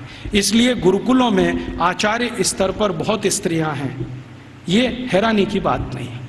वो कहता हमारे समाज में उल्टी स्थिति है, स्त्रियों का स्थान सबसे नीचे है, इसलिए हमारे यहाँ हर काम में वो सबसे पीछे है। तो इस तरह की कुछ बातें हैं जो मैकॉले के डॉक्यूमेंट्स बताते हैं, और विलियम एडम ने इससे भी ज़्यादा कुछ खोज की है, और उसके डॉक्यूमेंट्स इससे भी आगे की कई बातें बताते हैं कि भारत के ये जो गुरुकुल हैं, इन गुरुकुलों का योगदान क्या है समाज में। तो विलियम एडम ने एक गुरुकुल की कहानी लिखी है अपने दस्तावेजों में। आंध्र प्रदेश में कावेरी नदी के पास विशाखापट्टनम से थोड़ा दूर एक गुरुकुल है, उसका नाम गांव का मैं भूल रहा हूं। तो वो गुरुकुल है, उसने क्या योगदान दिया है, तो वो कहता है विलियम एडम कि ये जो गुरुकुल है ये बहुत पुराना है और उसके दस्तावेज पुराने हैं। 12वीं शताब्दी का वो गुरुकुल है, और वो गुरुकुल है सिविल इंजीनियरिंग का, कंस्ट्रक्शन में सिविल इंजीनियरिंग का। तो कहता है इसका योगदान क्या है, तो विलियम एडम कहता है कि इस गुरुकुल के विद्यार्थी और आचार्यों ने मिलकर कावेरी नदी पर एक डैम बनाया है, बांध बनाया है, जो दुनिया का सबसे पहला बांध है। मुझे नहीं मालूम था विलियम एडम के डॉक्यूमेंट्स पढ़ने के पहले कि दुनिया का सबसे पहला बांध भारत में बना है। फिर जैसा उसने डिस्क्रिप्शन दिया है उसको खोजते खोजते मैं पहुंच गया एक दिन, और अपनी आंखों से देख के आया कि वो डैम अभी तक जीवित है। उस डैम पर तेलुगु भाषा में एक पत्थर लगा हुआ है जिस पर तारीख है सन 1238 में वो बना है। आज से लगभग 800-825 साल पुराना है। और वो डैम की विशेषता क्या है, पत्थर और चूने से बना है। और आप जानते हैं दक्षिण भारत में सबसे ज्यादा प्रवाह वाली नदी है कावेरी। कावेरी जो है ना पेरेनियल रिवर है, साल के 12 महीने पानी रहता है उसमें, और पानी का फ्लो सबसे तेज है और पानी का दबाव भी उसका सबसे तेज है। तो कावेरी नदी पर जहां सबसे तेज गति से पानी बहता है उस नदी पर बांध बना दिया। बांध की लंबाई कितनी है और उसकी चौड़ाई कितनी है, लगभग 1 किलोमीटर 1.5 किलोमीटर के आसपास उसकी लंबाई है। 1.5 किलोमीटर लंबा बांध है। और बांध बनाया कैसा है, ऐसा है जैसे जेड होता है ना, जेड ऐसे फिर ऐसे फिर ऐसे फिर ऐसे फिर ऐसे जेड शेप में पूरा बांध है। तो वो वर्णन कर रहा है विलियम एडम कि ये गुरुकुल के विद्यार्थी और आचार्यों ने बनाया है। इसकी विशेषता क्या है, तो विशेषता ये है कि ये जेड शेप में है। जेड शेप में क्यों बनाया, स्ट्रेट लाइन में क्यों नहीं बना दिया, एक रेखीय रेखा में क्यों नहीं बना दिया, तो कहता इसका जवाब मुझे नहीं मालूम क्यों बनाया। बहुत दिन मैं भी सोचता रहा कि ऐसा क्यों है। अब मेरे समझ में आया थोड़े दिन पहले कि ये जब सीधी रेखा में आप कोई दीवार बनाए और पानी बहुत तेज गति से आए तो दबाव इतना ज्यादा है कि बहुत जल्दी वो टूट जाएगा। लेकिन अगर आप उसी सीधी रेखा की दीवार को ऐसे ऐसे कर दो तो पानी का प्रेशर डाइवर्ट हो जाएगा और वो डैम कभी भी नहीं टूटेगा। अब समझ में आया कि वो 825 साल से कैसे जिंदा है। तो वो बोल रहा है कि ये एक गुरुकुल ने बनाया हुआ है, और वो गुरुकुल विशाखापट्टनम के नजदीक कभी चला करता था। मैं जब गया इसको देखने के बाद हैदराबाद लौटा तो उनकी जो आर्काइव्स है उसमें गया, तो आर्काइव्स में उसके डॉक्यूमेंट्स मुझे मिल गए और गजट में भी इसके बारे में वर्णन है।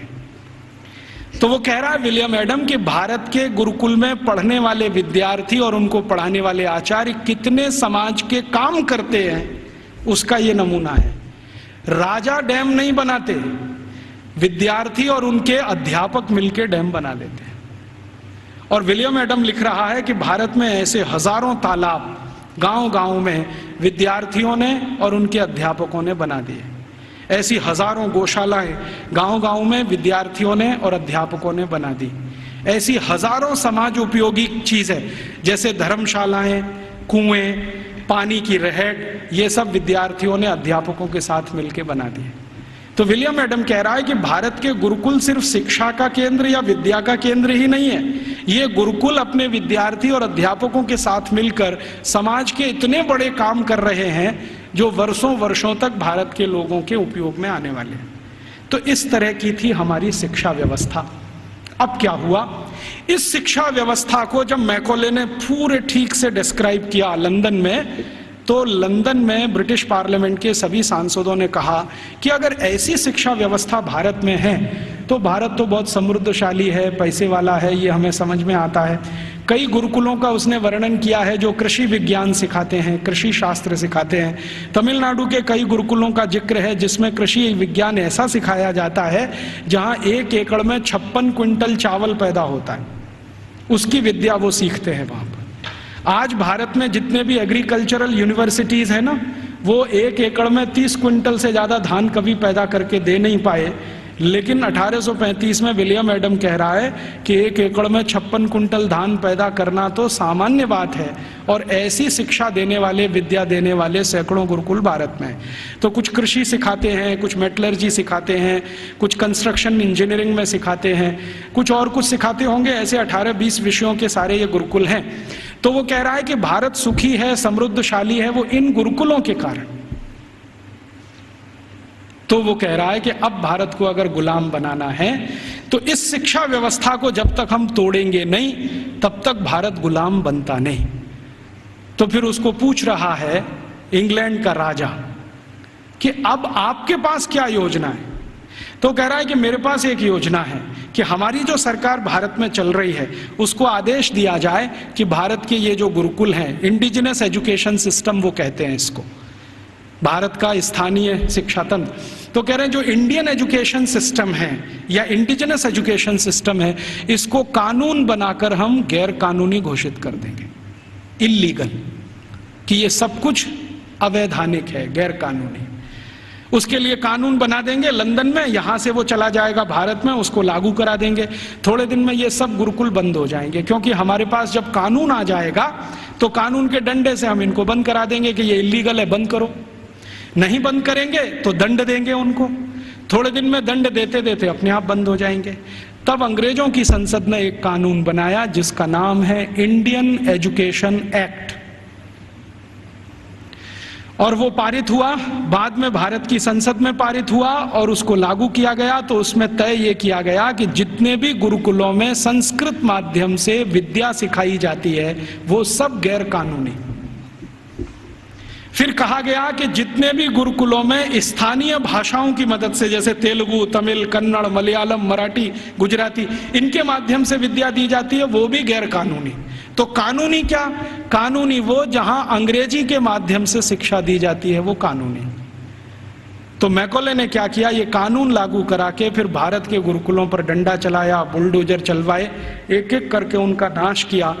जहां गुरुकुल बंद नहीं हो पाए वहां के अध्यापकों को जेल में डाल दिया, विद्यार्थियों को जेल में डाल दिया।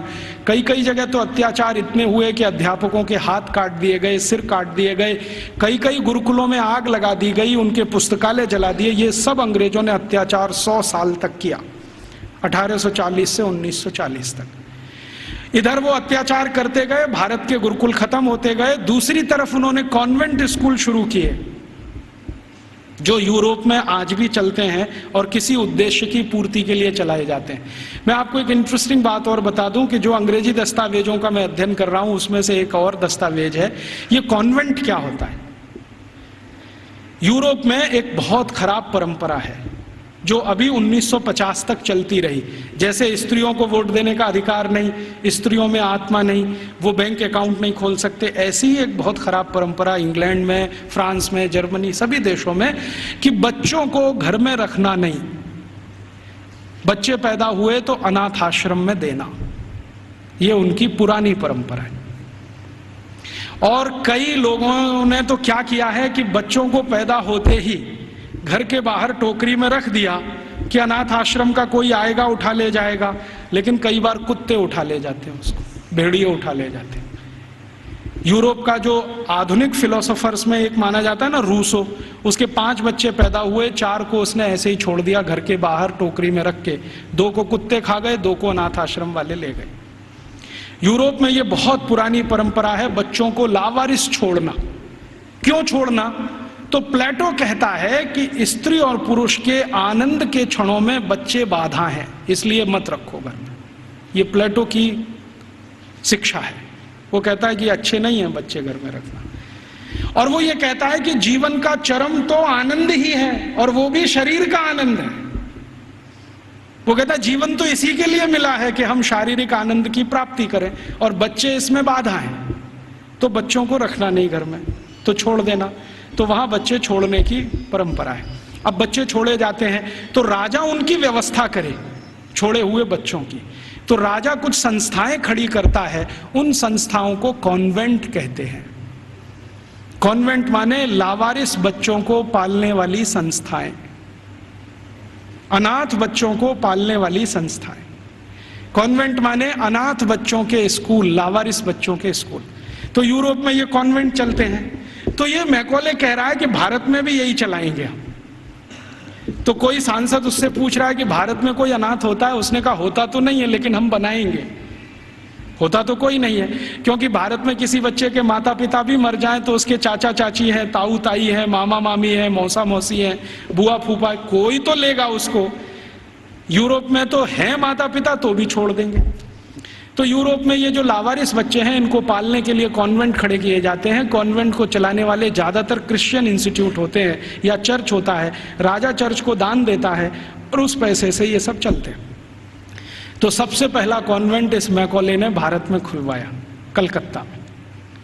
और उस कॉन्वेंट में कोई पढ़ने नहीं आता था, तो इसने दूसरा कानून बनवाया कि जो भारतवासी ईस्ट इंडिया कंपनी और अंग्रेज सरकार की नौकरी करेंगे और कलकत्ता में रहेंगे, उनको अपने बच्चे यहां भेजना आवश्यक है, नहीं तो नौकरी जाएगी। तो जबरदस्ती भारतवासी जो उनके यहाँ काम करते थे, उन्होंने अपने बच्चे भेजना शुरू किया। फिर धीरे धीरे एक कॉन्वेंट से 2 हुआ, 2 से 3 हुए, 3 से 10, 10 से 20, 50, 100, अब हजारों हो गए। अब भारत में ऐसा कोई गांव नहीं जहां कॉन्वेंट नहीं। तो मैकॉले ने एक विष बीज डाल दिया जो अभी वट वृक्ष बन के फैल गया। अब तो ऐसे ऐसे कॉन्वेंट स्कूल हैं इस देश में, बजरंगबली कॉन्वेंट स्कूल। आपको देखना हो तो मैं दिखा सकता हूं आपको। बंबई में है, ग्रांट रोड के पास है, रेलवे स्टेशन से बिल्कुल सटा हुआ, बजरंगबली कॉन्वेंट स्कूल। हाँ, और एक कॉन्वेंट स्कूल है संतोषी माता कॉन्वेंट स्कूल, एक है सरस्वती देवी कॉन्वेंट स्कूल, एक महावीर स्वामी कॉन्वेंट स्कूल खुला है अभी बेंगलोर में, जबरदस्त। अब इनको पूछो चलाने वालों को कि बजरंगबली का कॉन्वेंट से क्या रिश्ता है, या सरस्वती देवी कब कॉन्वेंट स्कूल में पढ़ने गई थी। मूर्खों के मूर्ख इस देश में पैदा हो गए, ना तो अंग्रेज हैं ना तो हिंदुस्तानी हैं, खिचड़ी बन के इस समाज में पड़े हुए हैं। ना उसमें से आप चावल निकाल सकते हैं, ना मूंग की दाल का दाना निकाल सकते। ये खिचड़ी लोगों ने देश का सत्यानाश कर दिया। ये सब मैकॉले की संतान है। मैकॉले तो छोड़ गया कुछ। जब अंग्रेज गए थे ना, तो रिकॉर्ड्स बताते हैं कि 350 कॉन्वेंट स्कूल थे 15 अगस्त 1947 तक। अब शायद वो 30-35 हजार हो गए हों, तो कोई आश्चर्य की बात नहीं। अब यूरोप में जो कॉन्वेंट स्कूल हैं, वैसी ही शिक्षण यहां हो रहा है। यूरोप में क्या होता है ना, मैंने आपसे कहा कॉन्वेंट माने लावारिस बच्चों के स्कूल। तो वहां जो बच्चे पढ़ने आते हैं, उनको सिखाया जाता है कि देखो ये जो अध्यापक है वो अध्यापक नहीं है, ये फादर है, ये मदर है, क्योंकि असली का पता नहीं।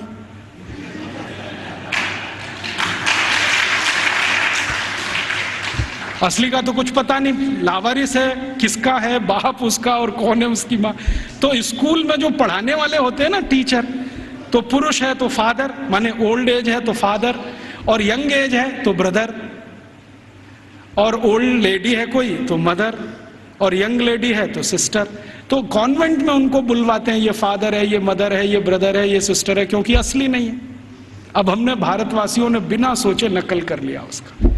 हमारे यहां तो घर में है असली, और कॉन्वेंट में जा रहा है बच्चा तो वहां हो गए नकली, और वहां उसको मदर फादर ही बोलना पड़ता है। अब भारतीय परंपरा में यह है कि किसी बच्चे की 2 माताएं तो हो सकती हैं, बाप दो नहीं होते कभी। भगवान कृष्ण की दो माताएं थी, एक ने जन्म दिया, एक ने पाला। रामचंद्र जी मानते हैं कि मेरी 3 माँ हैं, एक ने जन्म दिया है, बाकी 2 प्रेम दे रहे हैं। तो माताएं 2 हो सकती हैं, 3 हो सकती हैं, बाप हमेशा एक ही होता है। अब हमारे कॉन्वेंट में पढ़ने वाले नौनिहालों के हर एक के 2-2 बाप हैं। एक तो घर में है असली और दूसरे हैं वहां नकली। और मैं आपको अंग्रेजी की एक शब्द की व्याख्या करता हूं। अंग्रेजी में एक शब्द होता है जो गाली के रूप में इस्तेमाल किया जाता है, बास्टर्ड। बास्टर्ड वही होता है जिसके 2 बाप होते हैं। तो हमने अपने अपने नौनिहालों को सबको बास्टर्ड बनाने का धंधा शुरू कर दिया है और बड़े गर्व से कहते हैं मेरा बेटा सेंट मैरी कॉन्वेंट में जाता है, जीसस कॉन्वेंट में जाता है, फलाने कॉन्वेंट में, ढिमा के कॉन्वेंट में। फिर उन कॉन्वेंटों में बड़ी बड़ी विचित्र विचित्र चीजें सिखाई जाती हैं। आजकल सिखाया जाता वैलेंटाइन डे, सेलिब्रेट करो वैलेंटाइन डे। ये वैलेंटाइन का किस्सा क्या है? वैलेंटाइन का किस्सा ये है कि यूरोप में, मैंने कहा ना बच्चों को साथ रखने की परंपरा नहीं है, ऐसी ही एक बहुत खराब परंपरा है बिना शादी के साथ रहने की। एक शब्द चलता है यूरोप में, लिव इन रिलेशनशिप, माने शादी तो करनी नहीं है लेकिन साथ में रहना है। और ये क्यों ऐसा है? इसमें छुटकारा आसान है, सवेरे किया शाम को निकल गए, कहीं दूसरे के घर में घुस गए, फिर तीसरे के, फिर चौथे के। तो जैसे कुत्ते घूमते रहते हैं ना, ऐसे। लिव इन रिलेशनशिप माने कुत्ता संस्कृति। लेकिन मुझे कई बार लगता है भारतीय कुत्तों से भी ज्यादा खराब यूरोपियन कुत्ता संस्कृति। भारतीय कुत्ते फिर भी थोड़े वफादार हैं, यूरोप वाले तो उतने भी नहीं है। तो ये लिव इन रिलेशनशिप का चक्कर बहुत है। और आपको सुनकर आश्चर्य होगा कि पहले से और आज तक यूरोप की 70% प्रजा बिना शादी के रहती है, बिना शादी के रहते। आप अभी भी जाके देख लो, लंदन में, पेरिस में, कहीं भी। अमेरिका में तो ये प्रतिशत 78% है, बिना शादी के रहते हैं। अब बिना शादी के रहते हैं तो पत्नियां बदलती हैं, माफ करो पत्नी तो हो ही नहीं सकती, स्त्रियां बदलती रहती हैं। उनको वो विचित्र विचित्र नामों से संबोधित करते हैं। इंग्लैंड में एक नाम चलता है Mrs Lloyd, Mrs Topno, Mrs ये, मिसेस वो, माने ये उसकी रखेल है जिसके नाम से कहा है। मिसेस माने पत्नी को छोड़कर कोई भी महिला जिसके साथ आप बिस्तर शेयर करते हैं वो सब मिसेस होती है। तो वहां तो ये है सारा खेल, स्त्रियां तो शादी के बिना, पुरुष तो शादी के बिना। तो कभी कभी बीच बीच में यूरोपियन लोगों को कुछ अच्छे विचार भी आ जाते हैं। तो 4वीं शताब्दी में, आज से लगभग 1600 साल पहले, एक व्यक्ति पैदा हो गए रोम में, उनका नाम था वैलेंटाइन। वो चर्च के पादरी हो गए। उन्होंने भारत का साहित्य कुछ पढ़ा। भारतीय साहित्य बहुत जगह फैला है, हम सब जानते हैं। तो वो पढ़ लिया, उनके विचार बदल गए। उनका कहना है कि सबको शादी करके ही रहना चाहिए। और वो प्रचार करने लगे गांव गांव घूम के कि भाई शारीरिक संबंध बनाओ तो पहले शादी करो। तो राजा जो था उस समय, क्लॉडियस नाम का एक राजा था रोम में, वो कहता था आप ये क्या बकवास करते हैं। वो कहते थे ये बकवास नहीं है, बहुत अच्छी जीवन पद्धति है, पूर्वी भारत में, पश्चिम भारत में सब जगह यही चलती है, वहां के लोग बहुत अच्छे हैं, स्त्रियां बहुत अच्छी हैं, आप भी अगर इसमें आ जाओ तो बहुत अच्छा होगा, बीमारियां कम हो जाएंगी वगैरह वगैरह, समाज व्यवस्थित हो जाएगा। तो वो घूमते थे गांव गांव, प्रचार करते थे भाई शादी करो, शादी करो, शादी करो। और राजा जो होता था वो रोकता था कि शादी क्यों करना, हमारी तो परंपरा है बिना शादी के रहना। तो राजा और वैलेंटाइन का झगड़ा चलता था।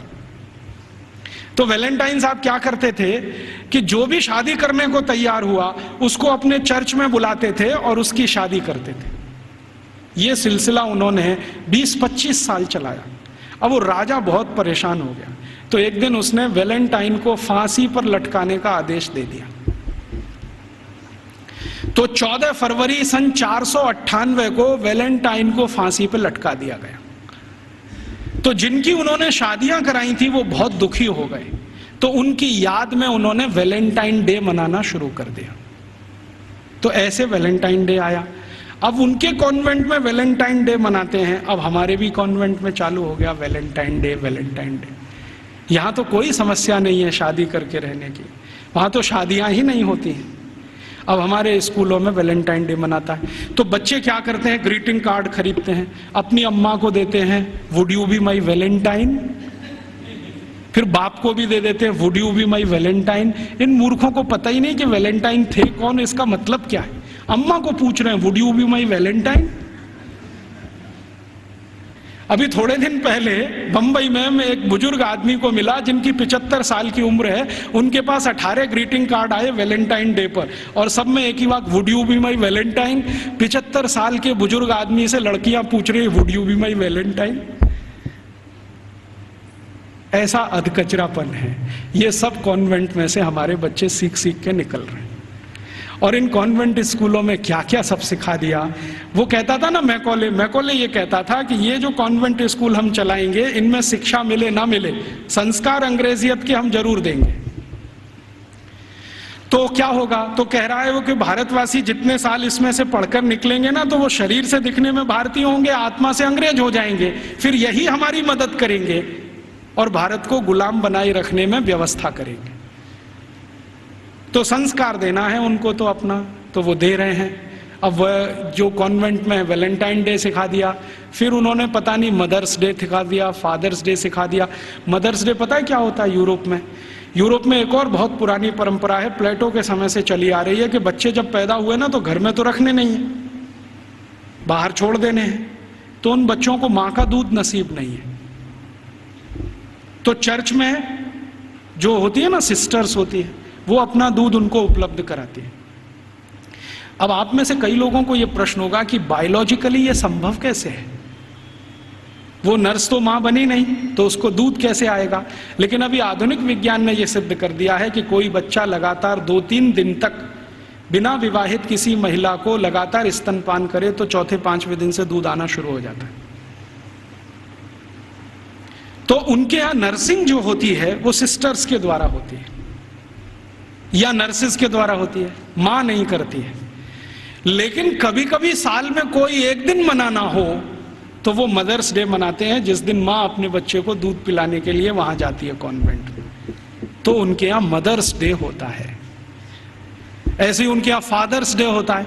फादर्स डे का चक्कर क्या है, यूरोप के बच्चे वैसे तो घर में रहते नहीं, जो गलती से किसी ने रख लिए तो उनको अपने बाप के साथ खाना खाने का अधिकार नहीं है। डाइनिंग टेबल पर अपने बाप के साथ वो नहीं बैठ सकते। बाप अपने डाइनिंग टेबल पे खाना खाएगा दोस्तों के साथ, जब वो चला जाएगा खाना खा के तो बाद में बच्चे डाइनिंग टेबल पे बैठते हैं।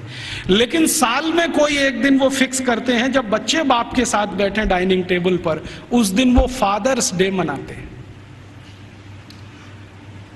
अब उनके मदर्स डे, उनके फादर्स डे, उनके ब्रदर्स डे, उनके सिस्टर्स डे या उनका वैलेंटाइन डे, उसके पीछे कुछ कहानियां हैं।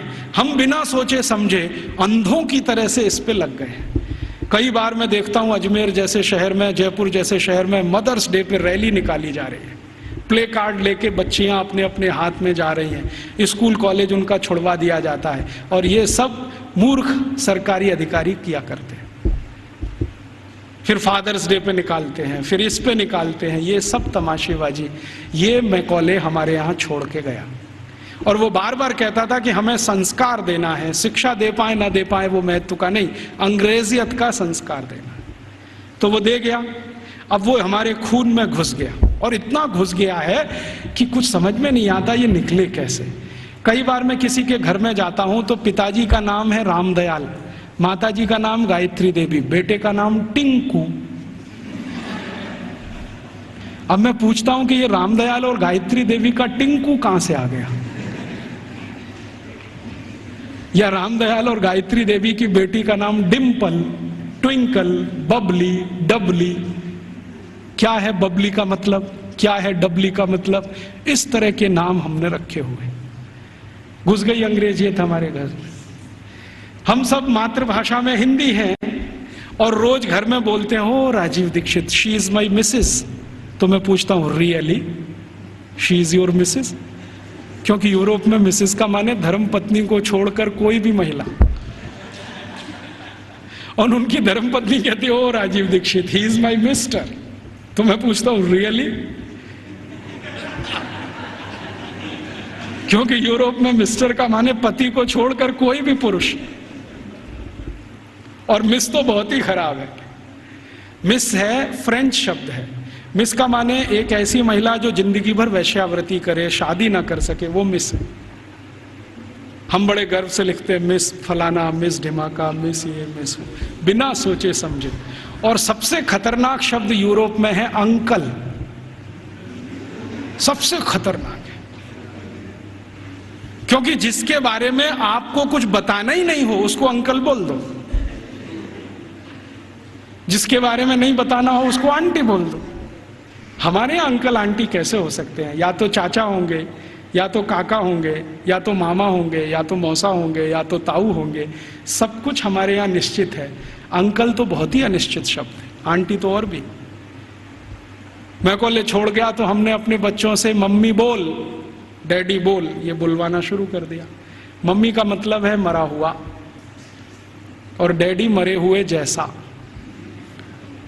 और बड़े शौक से बुलवाते मम्मी बोल, डैडी बोल।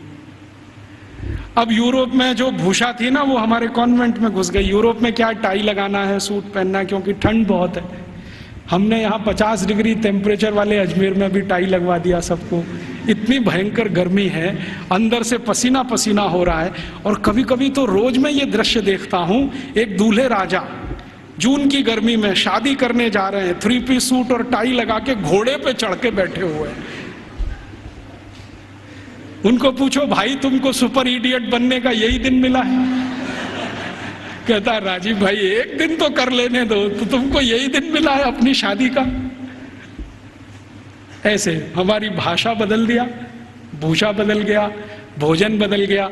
कॉन्वेंट स्कूलों से बच्चे सीख रहे हैं पिज्जा खाओ, बर्गर खाओ, हॉट डॉग खाओ, कोल्ड डॉग खाओ, चाउमीन खाओ, नूडल्स खाओ। तो उनका भोजन, उनकी भाषा, उनकी भूषा, उनका भजन, रॉक म्यूजिक, पॉप म्यूजिक, सब कुछ घुस गया। अब ये कर दिया सब बंटा था। अब ना तो हम भारतीय रह पाए, ना अंग्रेज बन पाए।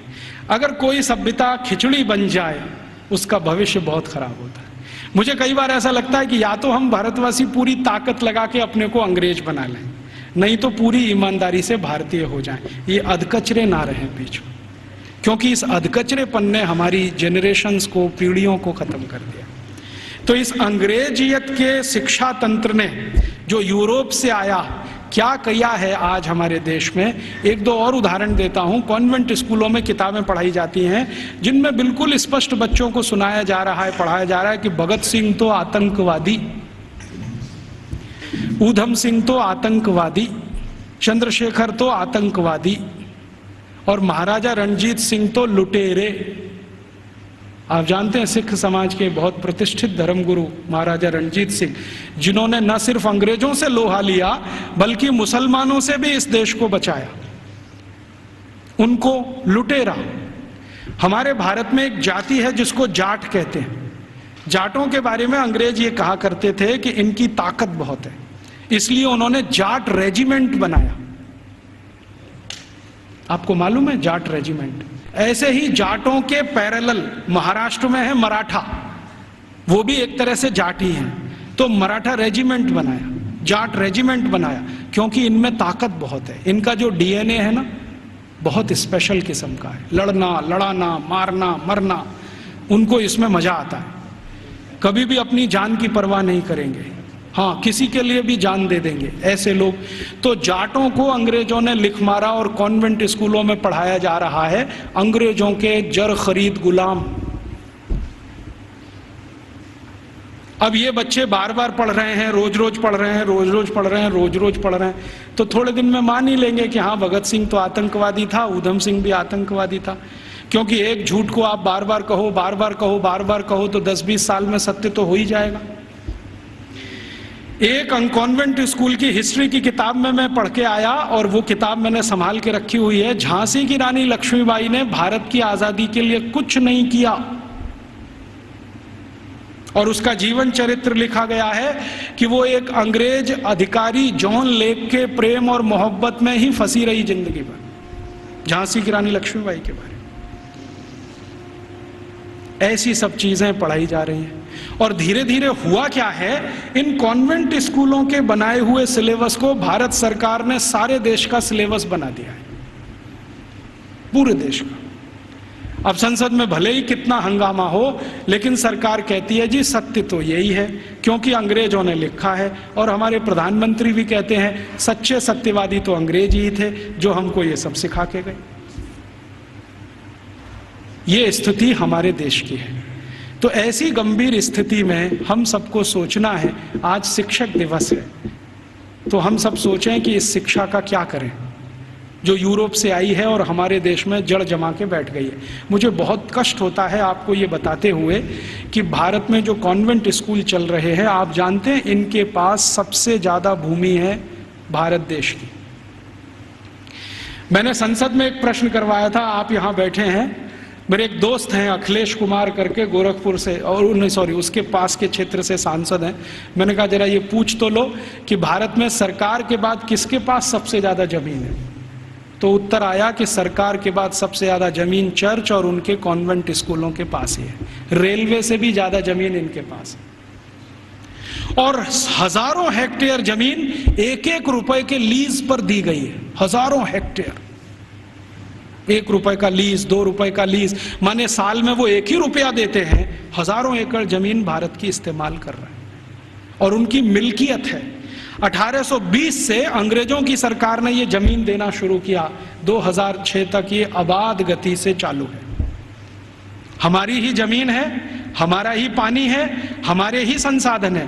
पहले मैं क्या सोचता था कि इन कॉन्वेंट स्कूलों में डोनेशन बहुत देती होगी सरकार, लेकिन संसद में एक जब सवाल करवाया तो पता चला कि सरकार का डोनेशन तो 10% ही है, बाकी समाज का डोनेशन। अकेले मैं मुंबई का आंकड़ा आपको दे रहा हूं, बंबई में जितने कॉन्वेंट स्कूल चलते हैं उसमें 92% हिंदू समाज के लड़के लड़कियां पढ़ते हैं, 92%। 2.5% क्रिश्चियन समाज के हैं और बकाया में मुसलमान हैं। ये है स्थिति। तो 92% विद्यार्थी हिंदू समाज के जो पढ़ते हैं बंबई में कॉन्वेंट स्कूलों में, वो सब विद्यार्थी के माँ बाप 1 साल की फीस के रूप में 18,000 करोड़ रुपए देते हैं। आप सोचते हैं ये रकम कितनी बड़ी है? राजस्थान सरकार के बजट का लगभग आधा बंबई, सिर्फ बंबई के कॉन्वेंट, फिर कलकत्ता के कॉन्वेंट, मद्रास के कॉन्वेंट, हैदराबाद के कॉन्वेंट, दिल्ली के, इन सबको मैंने जोड़ना शुरू किया। फिर B क्लास सिटीज के कॉन्वेंट जैसे अजमेर है, जयपुर है, ऐसे शहर, फिर C क्लास। कुल कॉन्वेंट स्कूलों में साल का भारतीय समाज के द्वारा 1 लाख करोड़ रुपए से ज्यादा का डोनेशन और फीस दी जा रही है। हमसे पैसा ले रहे हैं और हमारे ही बच्चों का दिमाग घुमा रहे हैं। और ऐसे ऐसे दिमाग घुमाए जाते हैं। एक कॉन्वेंट स्कूल के खिलाफ मैंने मुकदमा दाखिल किया हुआ है गुजरात हाई कोर्ट में। मामला क्या था, छोटे छोटे बच्चे वहां पढ़ने को आते हैं, तो उन बच्चों को लेने के लिए बस जाती है, तो ड्राइवर को कहा जाता है कि जानबूझ के बस बंद कर देना। तो कभी भी वो ड्राइवर बस बंद कर देता है। फिर बच्चों को कहता है देखो बस खराब हो गई, तुम्हारे भगवान का नाम लो। तो बच्चे का नाम लेते हैं, हनुमान जी का, राम का, बस चालू नहीं होती। फिर वो कहता देखो तुम्हारे भगवान तो कमजोर हैं, ये तो चालू नहीं हो रही। अब ईसा मसीह का नाम लो। जैसे ही बच्चे ईसा मसीह का नाम लेते हैं वो तुरंत स्टार्ट कर देता है। तो 3-3 साल के बच्चों के दिमाग में आ जाता अरे ईसा मसीह तो बहुत ताकतवर है। फिर वो बच्चे आके अपने घर में मम्मी पापा को बोलते हैं अरे देखो हमारी बस खराब हो गई थी, हमने ईसा मसीह का नाम लिया, वो चालू हो गई। ये मैंने एक घर में एक बच्चे के मुंह से सुना, उस दिन मेरी आत्मा हिल गई। मैंने कहा ये हो क्या रहा है।